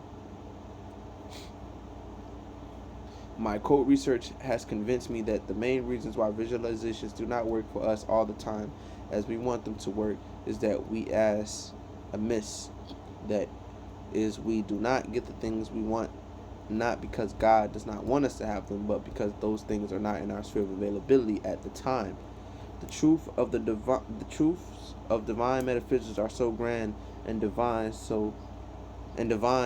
and sound so right that a new student hearing and reading about them for the first time in his life is greatly tempted to throw caution and reason out the window and imagine that he can work miracles easily, especially after reading a few pages of creative visualization book. Right. The new student then proceeds to visualize large things, big things, valuable things, things that are far beyond his ability, not to visualize, imagine, desire, but far beyond his present ability to demonstrate, visualize. And all this is especially so if a man has a champagne appetite with a beer income. A champagne appetite with a beer income. My boy, you can't even afford that. You can't even afford that energy you trying to spend, my boy. So you thought I was going to say money. No, my boy, your energy is too low. Your energy spending limit is way down here, and you trying to spend your energy up here. But you can't do that, my boy. You can't do that. You're not allowed to. You got to work yourself up there, my boy. I remember asking the Chinese store, you got fortune cookie? Most of them have fortune cookies. You know what I'm saying? But if they don't, they do not. But most of them, they do, man. boom, boom, champagne appetite with a beer income. Well, a champagne appetite with a beer income is no joke to the one who has it. To reinforce your understanding of the law of sphere of availability, I'm going back to the story of the young French rat picker and compare his story with another story I would give. You will recall that the first thing the young rag picker visualized was a piece of carpet to protect his feet from the cold stone floor in the mornings. This young man had nothing, but absolutely nothing. In his case, have nothing was a great blessing. He did not have something that he could have traded for a carpet. He did not have a little money, so he could have bought himself a piece of carpet. He had nothing. So therefore, having no resource at all, he was able to decide on the piece of carpet as what he needed and wanted most, and to concentrate full on the creative visualization of this piece of carpet. And as the carpet came to him, soon through his work, it proved, among other things, that the carpet was within his sphere of availability. So this makes me think about, like, when you at your lowest, you're really in the best position, because you can create. Makes me think about me and where I'm going long term. I know where I'm going now, though. It's crazy. Like, everything I went through in my life is making sense. It's making sense. I know it's my next manifestation that I'm going to manifest. I know where I'm going to be. I even know who I'm going to be with. I know who I'm going to be with, too. Sounds grandiose, but I know who I'm going to be with. And then on top of that, I'm going to still have sphere of availability. So, see, I got it. Ooh, see, I know where I'm going. I know where I'm going, bro. I know where I'm going. It's confirmation. I know where I'm going.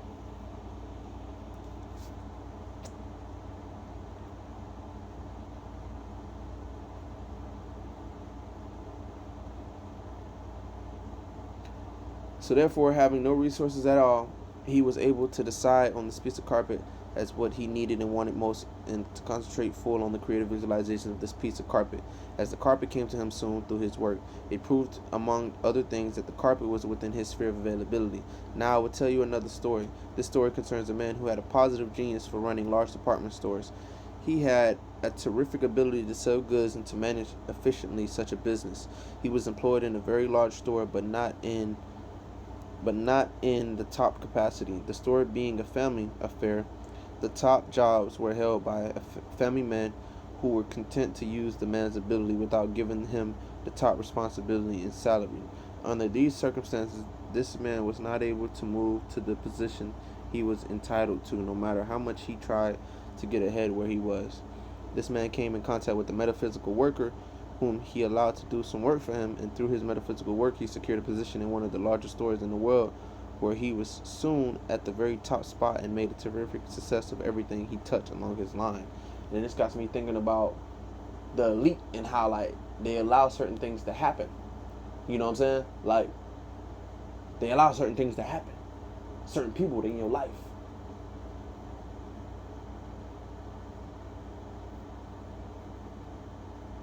I know for a fact, man, certain things that happened in my life happened with an intent. And it wasn't for nothing, man. But, like I said, man, I'm going outside. I'm going to be right back with y'all. I do got to use the bathroom. So, and we going to finish this outside. Dinner time coming up, too, as well. But I want to put y'all on a quick pause.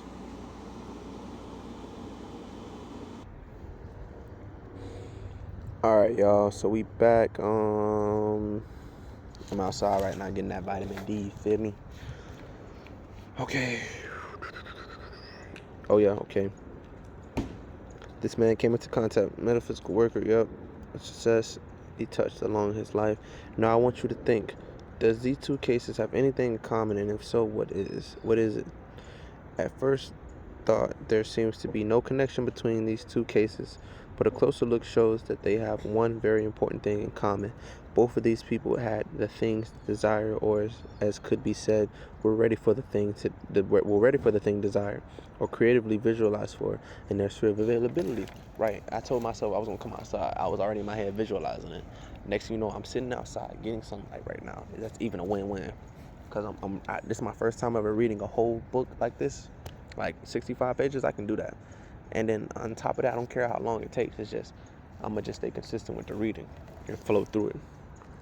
but I'm ready for it. You know what I'm saying? So me coming out here getting sunlight, vitamin D as the sun go down, because it gets dark at 6 o'clock now because the cycle has flipped. It's all saying, I'm being prepared to finish this. And then dinner time coming up too, so I'm gonna pause it and I'm gonna get the food and then I'm gonna bring it back and we gonna eat and finish this. But as I was saying, I will repeat, and you please read this over several times. The things the two men desire, in which were creatively visualized for, one doing the work himself and the other having it done for him, but meaning the same thing. Those two different things were in their sphere of availability, right? Even for him to manifest a cult teacher, he had to be ready for it. He had to have the sphere of availability for it. You know what I'm saying? Anyway, in order to make absolutely clear what I am driving at, let us assume that the young rat picker had, instead of visualizing for a piece of carpet, visualized for the top manager's job of the largest department store in Paris. Now, although everything taught about creative visualization is true and the work is very powerful to bring us what we visualize for, quite common sense, law of the... oh my God, dang, this has me... oh my God. Dang, this has me thinking about a friend, and he manifested a job. And this makes me not feel bad for nobody no more in life, because it's like, this is what you wanted. What's happening or manifesting is exactly what's supposed to be happening and manifested, because you created it. Dang. It's like, it's no room to feel sorry for somebody, because you created a situation like this. You created a situation for this to happen. How else, like, that, maybe that can help explain the guilt, because why would I feel sorry for someone if, bro, in my mind right now, this is sunlight too, that vitamin D. All right.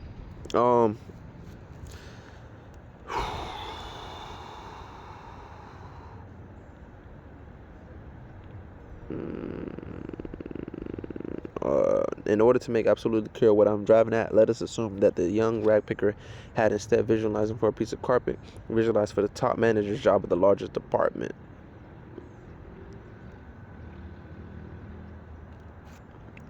Now, although everything taught by creative visualization is true, and the work is very powerful to bring us what we visualize for, quite common sense, law of the physical plane will tell you that the young man would not get the job easily, or if he did, he could not hold it. Again, no matter how powerful the magical creative visualization work was, the fact remains that he was not fitted for the job. Wait. Now, although everything taught about creative visualization is true and the work is very powerful to bring us what we visualize for, quite common sense, law of the physical plane would tell you that the young man would not get the job easily, or if he did get it, he could not hold it. Again, no matter how powerful the magical creative visualization work was, the fact remains that he was not fitted for the job. For this reason, and this reason only, the job is definitely not within his sphere of availability.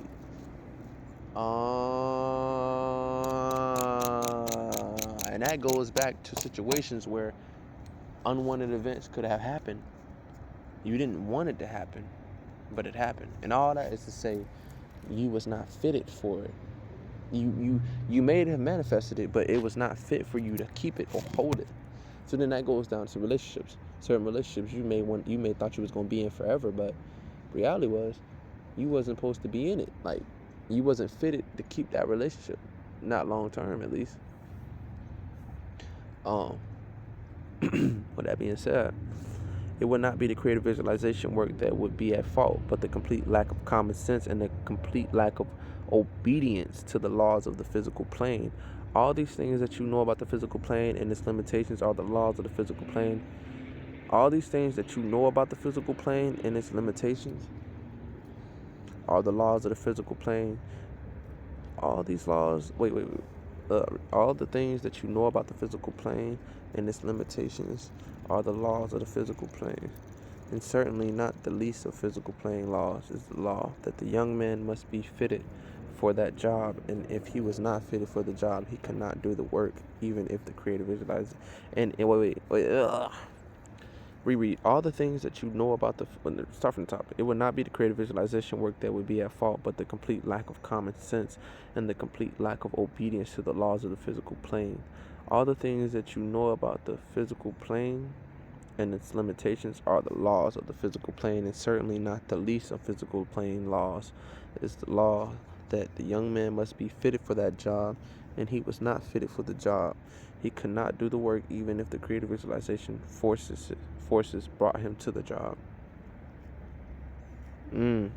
Actually, the first thing I should go do is get my hair done.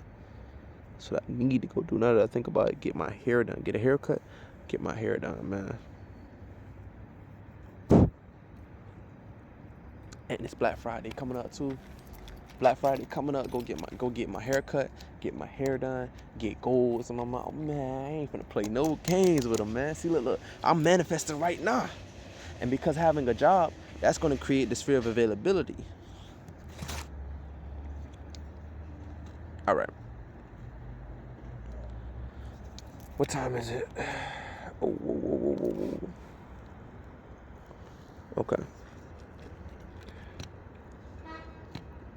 That works too. Or to put it another way, we can say truthfully that before the creative visualization work could have brought him to the job successfully, a tremendous amount of work would have been done first to prepare him for the successful holding of such a job. And this kind of work would have taken no end of material time, no matter how you look at it. In the case of the young rat picker, this amount of work is so large that he could not have got it done in one lifetime, considering the late start he had. Mr. English speaks of people who visualize for things beyond their present sphere of availability and did not get the things until their next reincarnation on Earth. Dang. I wonder if in other lifetimes was I asking for love or something and I didn't get it. And then I got it in this lifetime, but I no longer really wanted it. Until their next reincarnation on Earth. And at that time, they did not want the formal things anymore, but wanted something else entirely different. And so life went on in a vicious circle.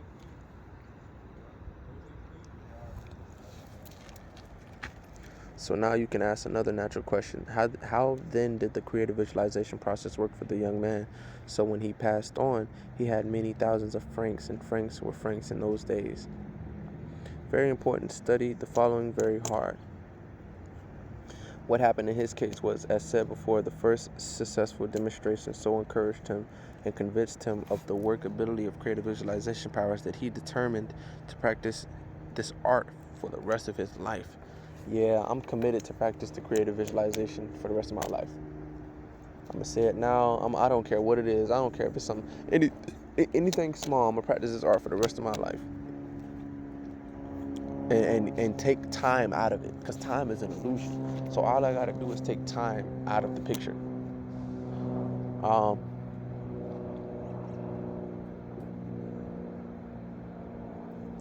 Moving forward, the next thing he did.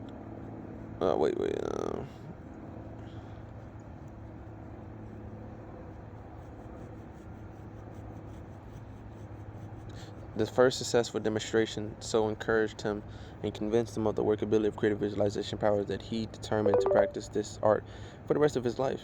The next thing he did was to select another thing, object, the needed, wanted, which thing, object happened to be in his sphere of availability, and when that thing was demonstrated, he went on to another and still another. Each successful demonstration added something material to his life and thus enlarged his sphere of availability. As the sphere of availability enlarged in size, other things formerly not possible became possible, or, as should be said, the sphere of availability increased in size until in full course of time and growth endless. Formerly impossible, things became easily available and were on hand almost automatically. For heaven's sake and your sake, read this over until you understand it completely and absolutely. The following subject matter is so important that I am going to risk boring you to tears and repeat it, some of it in another slightly different form. Please absorb it and successfully use it to your benefit. As the sphere of availability enlarged in size, other things formerly not possible became possible, or, as should be said, the sphere of availability increased in size until in full course of time and growth endless. formerly impossible, things became easily available and were on hand almost automatically. That's why I said I'm going to finish this 65 PDF file page audiobook. Well, not audiobook, but 65 page PDF file, because it's in my sphere of availability, and time is an illusion, so time does not matter. All I need to do is just stay consistent and keep reading. That's the best way to put it.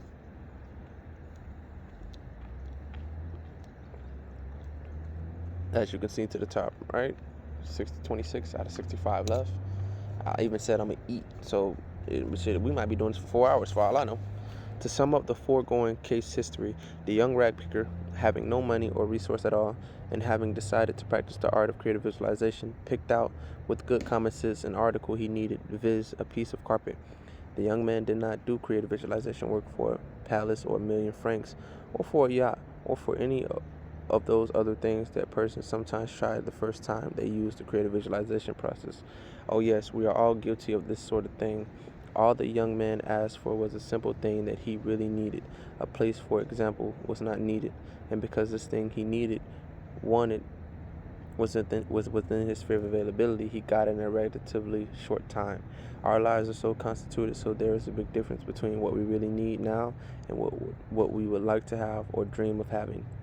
Our lives are like a puzzle of many pieces that we must fit together ourselves, and only we can work out our lives. You must start to build up your life a piece at a time. You must find out and decide what pieces to be next fitted into your pattern. You can dream about other things, but the first work you do should be for what you need next, right? Like, it goes into an example. It was this female I was dealing with,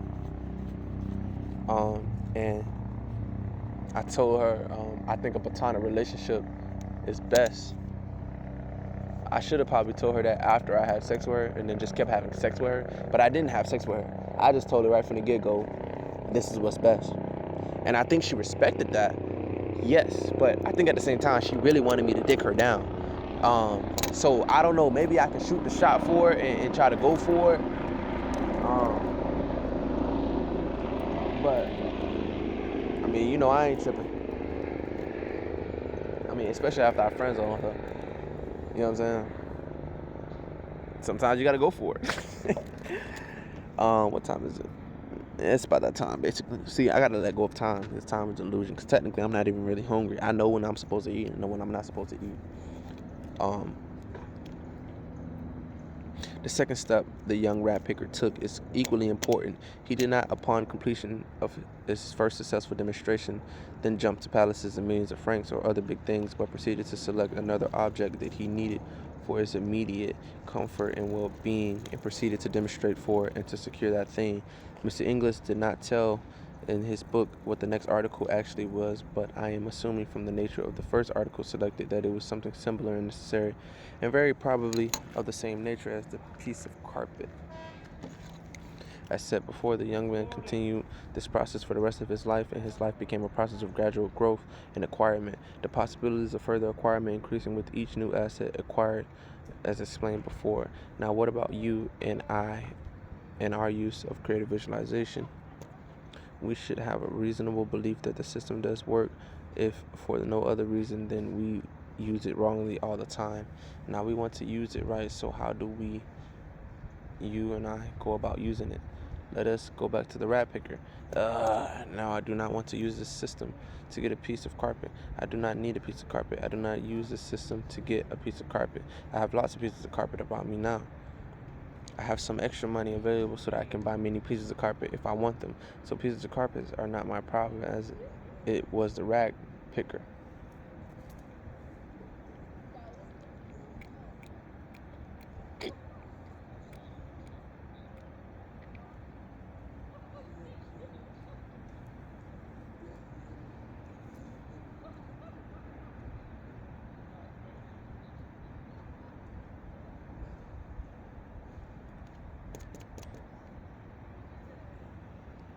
However, while I do have so many things now, I am not completely satisfied with what I now possess, and I do not want to use the system of creative visualization to get the things, circumstances, situations, possessions of things that I would like to have or do want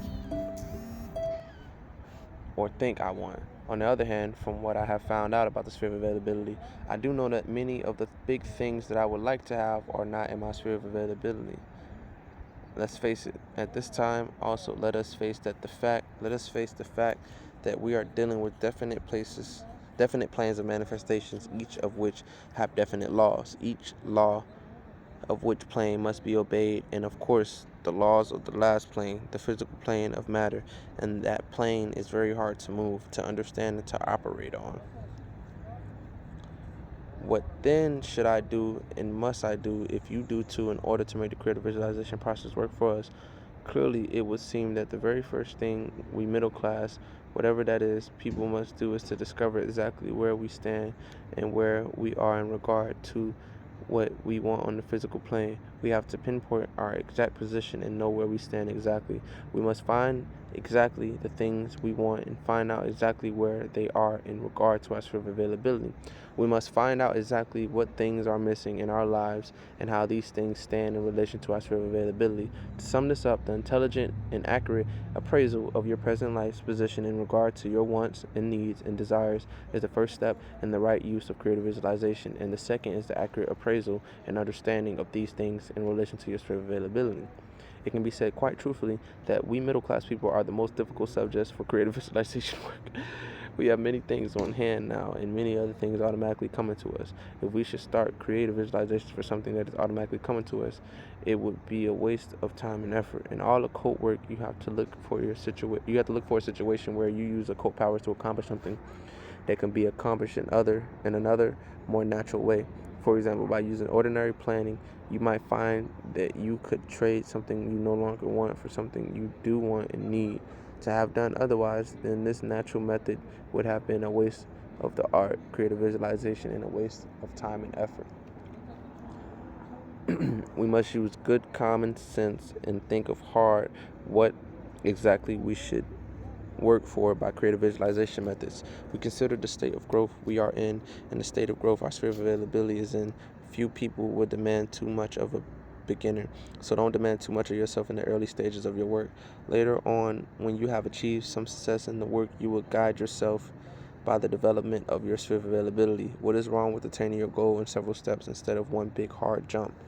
I will refer again to Mr. Inglis in his book. Mr. Inglis is the only teacher I have ever found that taught, in connection with creative visualization, a system of gradual growth. He calls his idea creating a center from which to draw the things you want and need. Every other teacher that I read always strongly stress the idea that in your visualization work, under no circumstance must or should you designate from what source your desired things should come.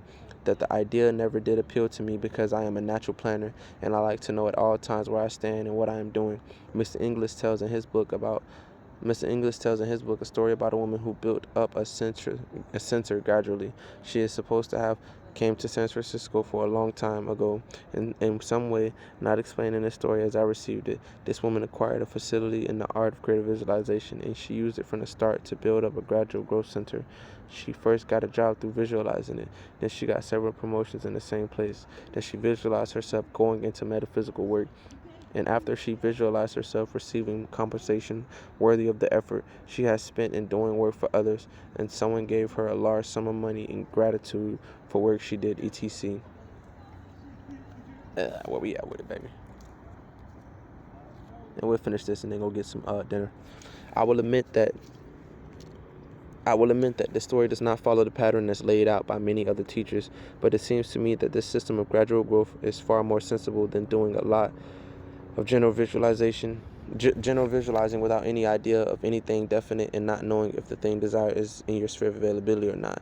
But I will also admit that you should not, for example, concentrate thoughts on some person with the idea of forcing them to give you a chunk of money. Nor does it seem sensible to concentrate on getting things that belong to other people now. Nor should you visualize your rich uncle dead so you can have his money, etc. I really believe that these are the sorts of things that the other teachers were thinking of when they said you should not designate where the visualized object should come from. It would seem rather foolish in this day and age to attempt to designate from where your supply should come from, exactly when there are so many unknown ways in existence and many more coming every day. Then again, in this definite of multiple manufactured processes. It would seem silly to want the exact things others have. There is nothing that cannot be improved. Why should you want his car when a newer model would be better in all ways? So therefore, I cannot find anything basically wrong in building up a center of supply according to approved visualization methods, as long as you leave the channels open so things can flow into your center of supply, come from what source they may.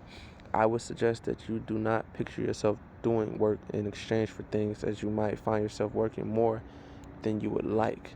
You can start out first by doing some kind of work, but you should shift your pattern quickly to doing work that you know you would like to do, and thus not seem like labor to you, which goes back to the microphone and passion.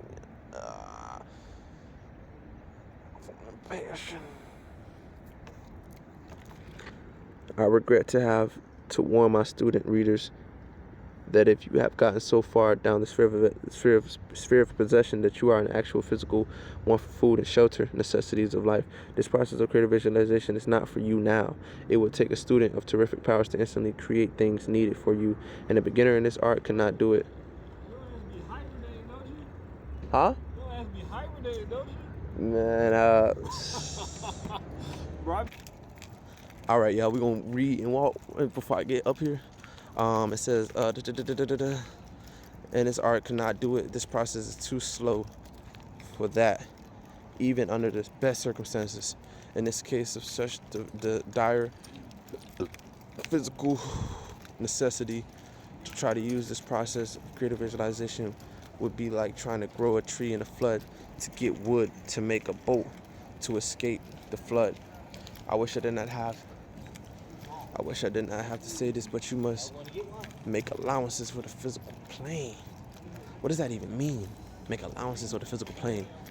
If the arrival of this book finds you in dire need, you must be sensible and accept the aid of the government for... Nah, this sounds exactly what I'm doing right now. But anyway, physical aid of the government for immediate assistance. That step taken, then turn to Christian Science or Unity practitioners for immediate help. They have been in work for many years, and they can help you until you can help yourself. When your immediate needs are taken care of, then come back to this book and work to make sure you never get into such a state again. For God's sake, combine inner spiritual knowledge with earthly common sense. For God's sake, combine inner spiritual knowledge with earthly common sense. The two are needed to make a good whole. The creative visualization mental operation is a true magical operation. True magical operations are things that are not too well known and understood.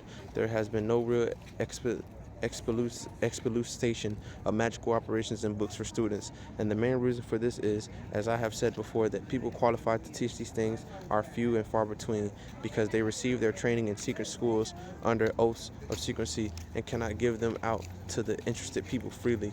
Only a person like myself, who gained these things through his own work, through hard years of striving and inner meditations and study, can give them out freely, because I am under obligation to no one for them. Therefore, I am able to give you the former secret knowledge teachings freely. For heaven's sake, use them. Sleeping all day, man.